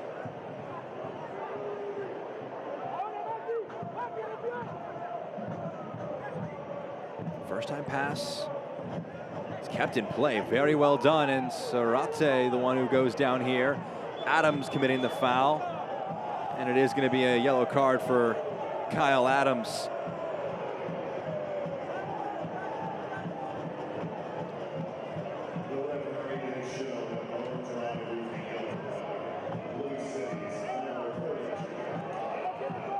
Kyle Adams normally a bit more careful with his tackling.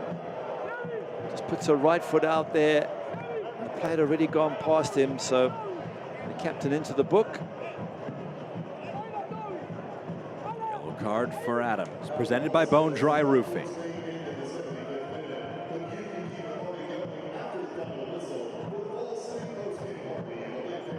Danny Fondes hasn't been tested with a shot on target himself as of yet.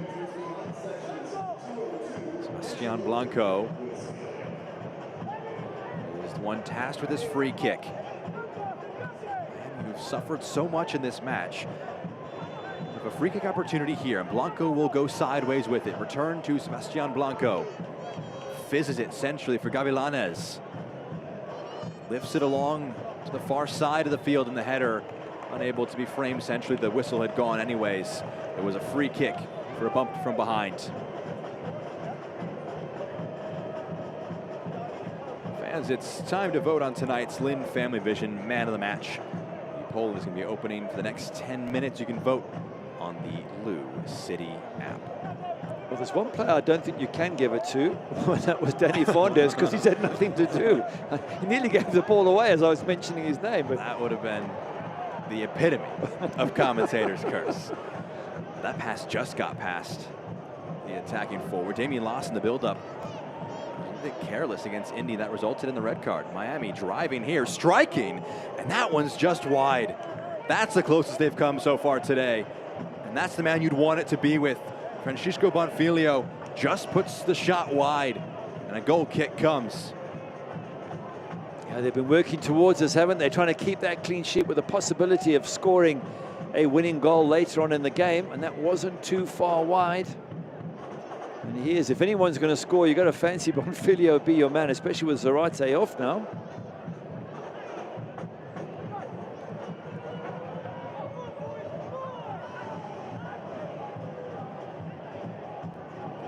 Challenge jumping in from Dia.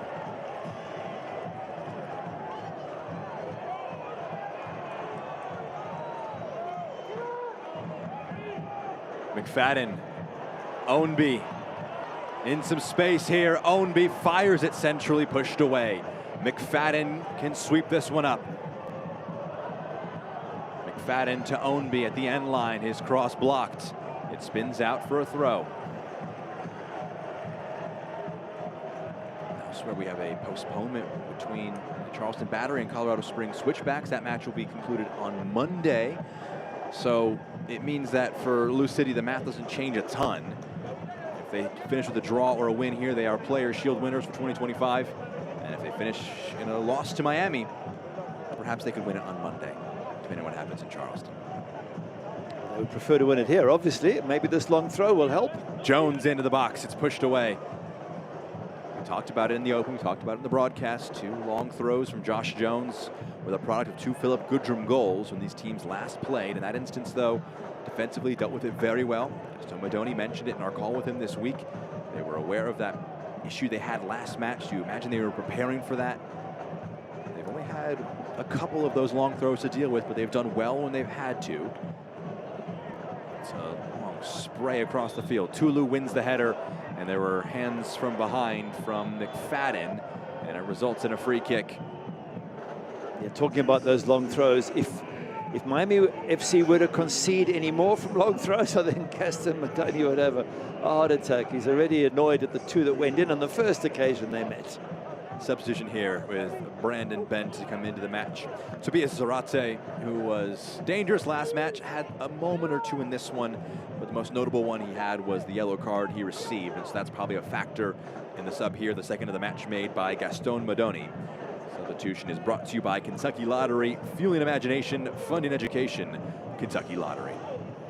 So Zarate, the goal scorer against Pittsburgh off, and it does all look like it's going to be Bonfilio, maybe Gavilanes to get a winner, or maybe this youngster, Brandon Bent, just 18 years of age from Jamaica, has played for the Jamaican U17 side. So he's only had about 4 minutes against Pittsburgh Riverhounds last match, 16 minutes against Rhode Island. but exciting to see what he can do. Comes on the bench here. A little less than 15 minutes of regulation stoppage time to follow that. Jones tosses the center forward to the side. It's cushioned down. Serrano spraying it forward. The clearance only as far as Kevin Lambert. Lambert fire one across to McFadden, who has to backpedal a bit and keep it in play. McFadden for Ownby. Miami one offside, they won't get it. Ownby's cross is blocked. It spins out of play. Corner is the result. 6 corners now. 6 5-5 corners. I think they've all been in-swingers for Taylor Davila. Far side of the field in the second half, near side in the first half. Maybe one corner from the far side of the field in the first half. Davila is again tasked with it. Whips it in and easily dealt with by Campisi. Good goalkeeping, nice and positive decision, comes out. Good hands and gets his team on the front foot, building down this right-hand side. Ownby will win this one here. Lambert moving into some space. That's going to be a foul. A bit of a cheap one to give away for Miami. There's frustration there from Diego Mercado, but he brought down Kevin Lambert, and it results in a free kick, perhaps in shooting range. Well, did he get the ball, or did he get the player, then the ball? I think that's what they're arguing, Miami, is that he gets the ball first. He gets a little bit of Kevin Lambert, doesn't he, on the way to the ball, and maybe that's what the ref sees. It's a sort of a gray area.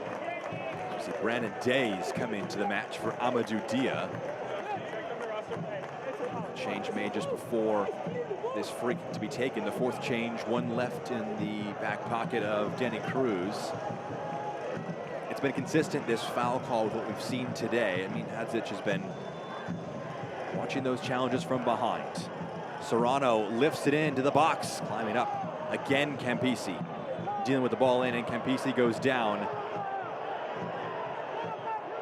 Tulu left a little bit of a push in the back of Kyle Adams as he was running away from this one. Campisi a little slow to get back up. The referee shaking his head saying, I didn't see anything. And you start getting towards the end of the game, then especially if you're the away side, you're going to slow things down. And I don't know if he is injured or not. I can't comment on that, but certainly these are the tactics that you'd want to be employing if you're Miami, to frustrate the home side and try and slow down the energy. Let's just talk about it while we've got a moment. The changes that Danny Cruz has made up front, Ownby, Lancaster, Serrano, and now Days coming out wide. He might also be doing this, I mean, obviously he's resting players, but he's doing it in the thought is, what if during the playoffs we're 0-0? Yeah. What am I going to do? How am I going to break down the opposition? Do I change all 3 up at front at the same time? And would it be Ownby, Lancaster, and Serrano? Do I get Dia off, who's now tired down the wing, and get Brandon Days on, see what he can do? So he's trying to figure out at the same time as winning this match, maybe how he would change things in the playoff if he cannot break down the opposition. It's a luxury that Louisville will get because they have had such a great season. They are just a matter of moments, if it holds here, of securing top spot in the East and top overall in the USL Championship. They can experiment, and they have margin for error in these last few weeks to experiment, and if it doesn't work, oh well. You learn before the playoffs. Yes, absolutely. Campisi is slowly back to his feet. He was brought in August from Tampa Bay. He was the starter for Tampa Bay at the beginning of the season, but was benched from mid-May onwards. He was brought in, has made now 8 straight appearances for Miami FC. He made 11 already this season in the time with Tampa Bay. He's back on his feet. He's good to continue, the number 1 for Miami. Long ball forward. Davila wins it in the midfield. Lambert, Davila. Kevin Lambert. Out wide for Ray Serrano. McFadden sprinting forward to offer an option. Serrano in. It's pushed away outside of the 18. It's with Brandon Bent. Out forward makes the wise choice to slow play down. Didn't have anybody with him in the counterattack. It's clipped up fields. Past Bonfilio. Adams. Davila. Lambert rolled forward, aiming for Cam Lancaster. But Knutson able to step onto it, clear it up field.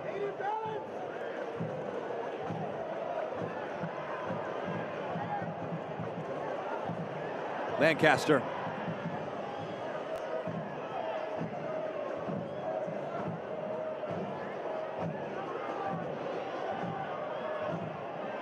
Some good defending by Miami FC that made it very difficult for Lou City to get round there. You fancy when Taylor Davila's on the ball, he's the man you want around the fringes, just playing balls through for the likes of young Brandon Days, just 16 years of age there. But they just can't find a way through. Cam Lancaster was probing. At the end of the day, you just wonder if Miami FC had everyone fit at the start of the season, if maybe they'd signed Tulu in advance, and could they have made the playoffs? Because you look at them now, as we said at the very beginning, it's too good a team to be bottom of the table. This is actually a decent side who just haven't been able to get the results this season. They have made it very hard work for Louisville. Campisi off his line, clears it away. It's a day that they want to be a celebration, a confirmation of their second consecutive Players' Shield title. It's out of play. Chance for a substitution here. Cristian Blanco is the one who is going to make way. Francesco Celeste set to come into the game. So that is going to be the third and final sub-period used by Gaston Modoni. 3 changes made. Braces with the captain Blanco and Modoni. How do you think that tactical choice to have him almost as a hold-up play center forward? It wasn't that they did the entire match, but it was an ambitious choice to have him up front. Yeah, I don't know if he even spent that much time up there. I think he was mostly dropping back into midfield. But when they did get forward, the one player who can open it up for them is Blanco. He's such a clever player. There's Ownby now. Takes over. Back to Days.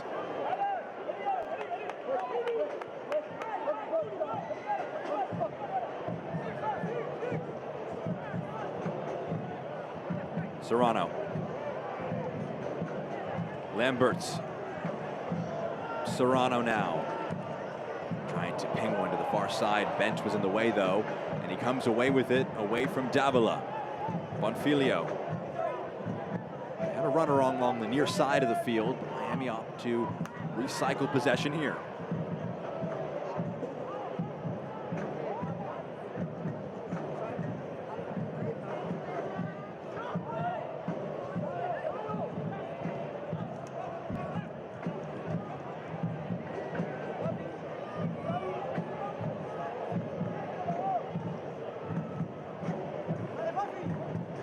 Channel, it's a little overcooked.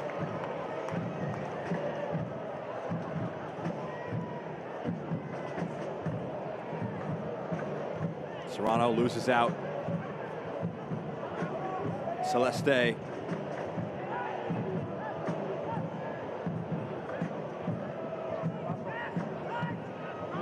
Romero.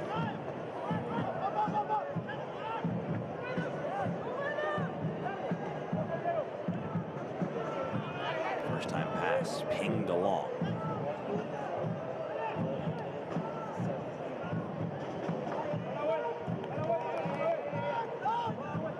Romero back to Tulu.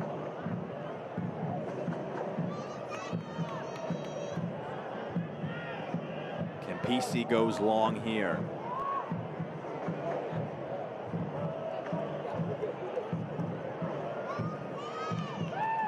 There's been a lot of great service for Francisco Bonfilio up front, has there? Just hasn't got the ball when he's needed to get it. Niall McCabe is going to be coming into the match with Taylor Davila, the player to make way. 15th appearance of the campaign for Niall McCabe, the last player from the original Lou City roster. Year number 11 with Lou City. Niall McCabe comes onto the field in place of Taylor Davila. come into that midfield alongside Lambert, the 5th and final change made by Danny Cruz. Fondez waved forward by Adams. He can launch one along for McFadden.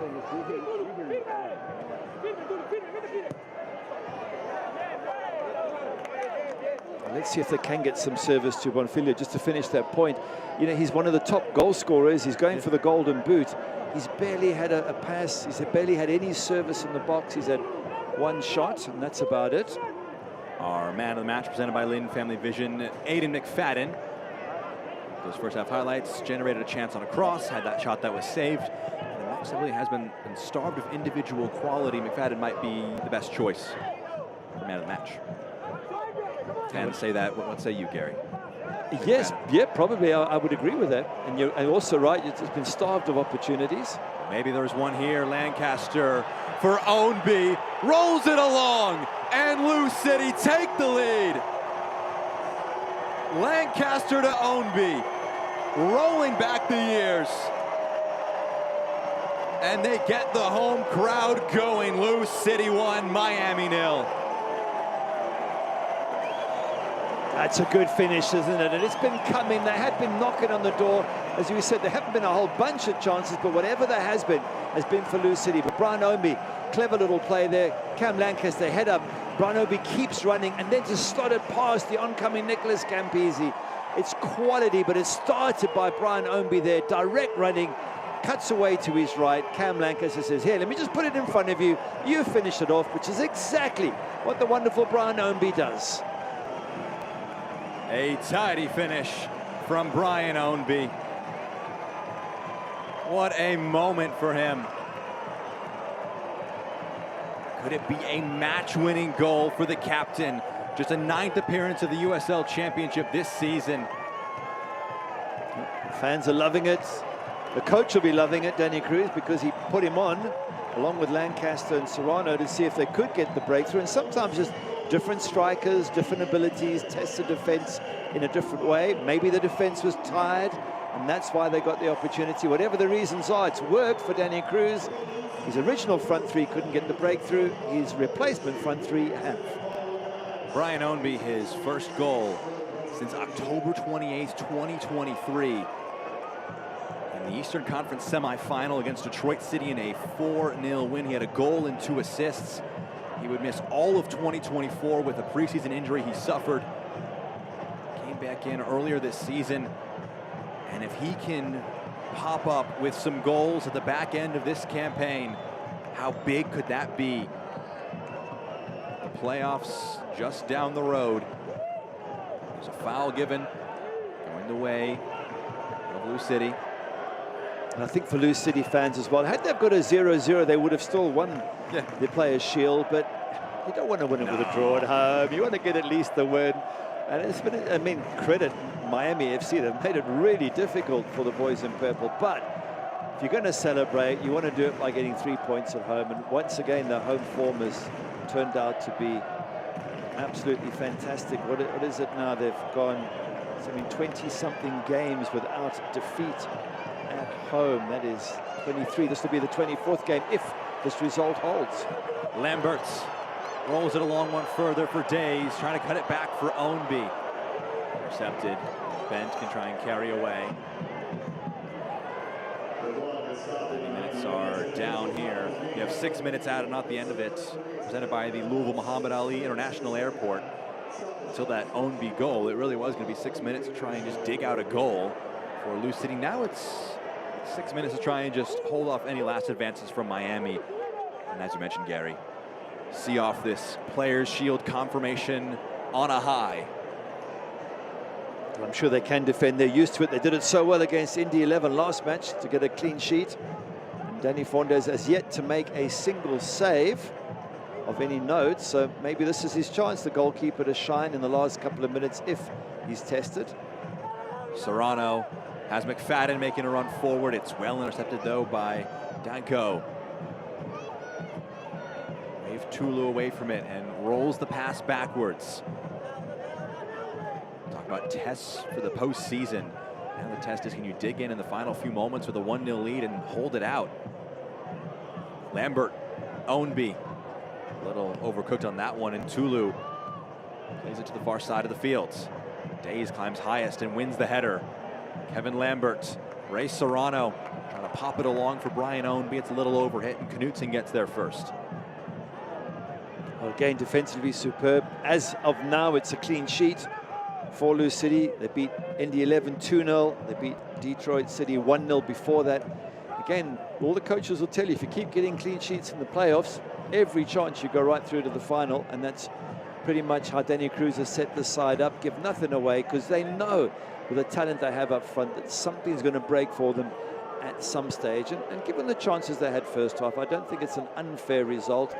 But once again, tough on Miami, and Gaston Modoni will no doubt say, we were close, as we have been so many times this season, and still, unless they get a goal, and still they come away with nothing.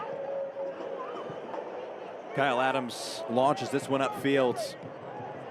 Danko wins the loose ball. Serrano picks up the same. McCabe driving forward. And Lambert going through the midfield. Adams.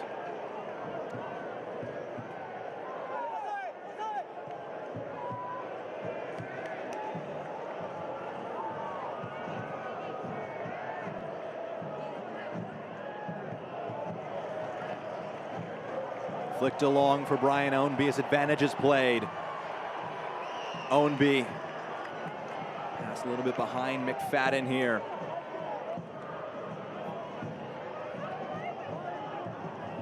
Serrano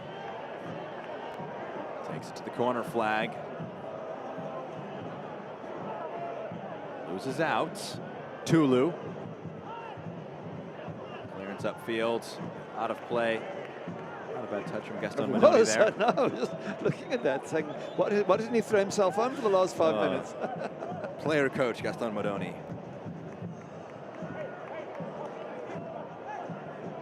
McFadden will be in no rush to take this throw in. I mean, as far as Miami are concerned, it doesn't affect their season because they're already out of the playoffs, and it's really all about which players is Gaston Modoni going to keep, assuming he remains as coach, which players will leave. But I think, again, looking at this and what they've done, not this game, but also in Pittsburgh, you look at that body of work and think, well, there's something to build on here for your Miami FC if you can persuade the players you want to keep, if you can persuade them to stay. Entering this game, there was, you mentioned the 51 goal difference swing between Miami and Louisville. There's a 42-point swing across the course of the season. Quite even though today. Yeah. Miami have held their own. Obviously, it looks poised that the points will not go their way, and perhaps it is going to be just that recurring theme. Maybe a bit of luck not going their way. Well, it was similar to the game at home, you know, 2-2, yeah. And then they make mistakes not picking up Josh Jones's long throws, and Philip Goodrum punishes them.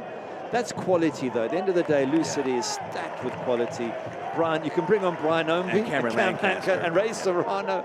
You know, that is the difference, and maybe something that Gaston Modoni will look at and say, I need a better squad, and then perhaps even a slightly bigger squad. Here's a header centrally. There still is a chance if Miami want to ruin the day. On the turn, Fondes has his moment and makes the save. Hadn't been tested for 95 minutes, but steps up to keep it 1-0. That's a good save, because that ball was hit really, really hard, and he's managed to just get hands behind it and get it away from the danger area. It's a good turn coming up. Was there a question mark about a foul in the box? Not given. Bonfilio turns and absolutely smacks that ball. And an excellent save from Danny Fondes. Long throw that happened behind that replay. There was a push from behind. And it results in a Lou City free kick who can try and kill some more time here. Fans, tonight's man of the match for Blake Family Vision is number 10,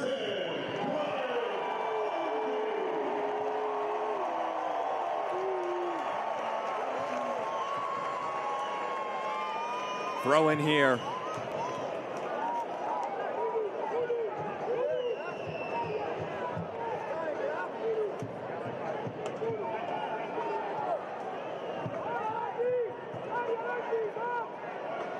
One last chance for Miami, perhaps. We've had the minimum of 6. Bent driving forward, Ownby gets there. Excellence normalized in Kentucky. For the first time in 13 years, we have a repeat Players' Shield winner. Lou City go back-to-back, and they secure it today. Who else but Brian Ownby, the captain, to score the decisive goal in a 1-0 win over Miami FC. Credit Lou City, they're setting records in terms of points and goals, with matches still to come. Look at the celebration there. The celebration, not just because they're the champions, and that's more of a European expression, they're Players' Shield. Yeah, I call them champions. They're the best side in the USL. But the way they dug out this win, and similar to the Indy 11 match before, they've worked so hard, they've defended so well to keep the clean sheets. Great save by Danny Fonders at the end there. And I think the way they've done it is what they have pumped up. It's going to take some team to beat Lou City come the players, because this is an absolutely fabulous side. Credit to the players, credit to Danny Cruz, and credit to the ownership. What a fabulous season. A special day. Brian Ownby returns and scores his first goal since October 2023. It seals a victory today, and it seals the 2025 Players' Shield for Louisville City. What a match it turned out to be. The home side taking all 3 points, moving up to 69 points on the season. The league will run through Louisville. The Players' Shield winners in 2025 are Louisville City.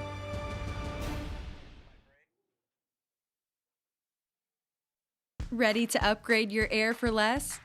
Durr does that. Right now, get a new water heater for free when you upgrade your heating and cooling system. Saving you money, just another reason A+ Durr is your call for comfort.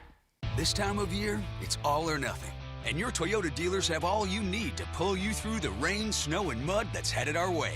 Now, during Toyota Truck Month, they've got more all-wheel drive choices, like the legendary 4Runner, the world-renowned Land Cruiser, the trail-dominating Tacoma, or this powerful new 25 Tundra with $3,000 customer cash or 1.75 APR financing. Or lease this Tundra for just $409 a month. Now, during Toyota Truck Month. Toyota, let's go places. At Kroger, you never compromise. You get up high quality like bread baked in store and down low prices everywhere you turn. Up high quality that's guaranteed fresh and down low prices on over 1,000 items. With quality and savings that keep adding up, hand it to Kroger shoppers. You never compromise. Kroger. Fresh for everyone. Ready to upgrade your air for less? Durr does that. Right now, get a new water heater for free when you upgrade your heating and cooling system. Saving you money, just another reason A+ Durr is your call for comfort. Lou City take this one 1-0. Tonight's game resulted in a Kroger clean sheet. 0 goals, 0 hunger, 0 waste. And with that win, you can head to Penn Station to get a free sub with the purchase of another. The offer is valid the following day after a win. Head to any participating Louisville area Penn Station location to redeem and say Lou City won at checkout, or use promo code LouBogo25 online. Full-time celebrations as Lou City confirm themselves as Players' Shield winners for a second straight year. Alongside Gary Bailey, Jack Edwards with you. To round out our broadcast, it was an evenly fought match. Some chances in the first 45, McFadden drawing a save here. Good strike from McFadden. Lovely ball coming in from Jansen Wilson. They created 3 or 4 really good chances first half, did Lou City. This one wasn't one of them. Yeah. This was a wasted opportunity over the top there from Jansen Wilson. But if any team deserved to score in the first half, it was certainly the home team. They had 10 shots in the first 45 minutes. They put 2 of them on frame in what was an evenly fought game throughout much of it. 79th minute here, it would be a dangerous ball into the box. Campisi, who did well for his credit on this one to claim it.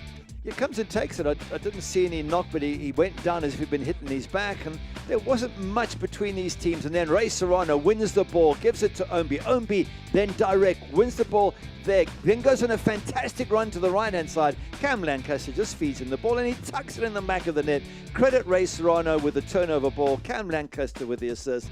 But Brian Ownby, fantastic run and brilliant finish. Tonight's move of the match presented by Toyota is that goal. It was all 3 of those initial subs that linked up there. Serrano won it, played it to Ownby and Lancaster combined, and it would come down to this. In the 96th minute, Miami were tossing some numbers forward, trying to ask some questions, and it fell to their leading man, Francisco Bonfiglio, who draws the save. And he hits it well. He puts some power on it, but Danny Fondes, the only thing he had to do all match, but what a crucial thing it was for him. And possession doesn't really mean anything. It's not so much the shots, it's the quality of the balls that were played into the box and the quality of chances for Lou City. And just looking at the expected goals, it was just over 1 versus a 0.4 for Miami. So they deserved the goal. The XG says that they created enough chances. Miami didn't create enough, but they didn't look that bad a side, and certainly not a team that's going to finish at the bottom of the table. A 0-0 draw would have been enough. Lou City wanted some dramatics. It was their captain, Brian Ownby, who scores the decisive goal in today's match and sends the home fans into celebration as back-to-back Player Shield winners into the end of the night. Lou City are next up at Orange County next weekend. Next Sunday, Miami are at Birmingham Legion. My broadcast partner, Gary Bailey, and our entire crew, full-time score from Louisville. It's Louisville 1, Miami 0.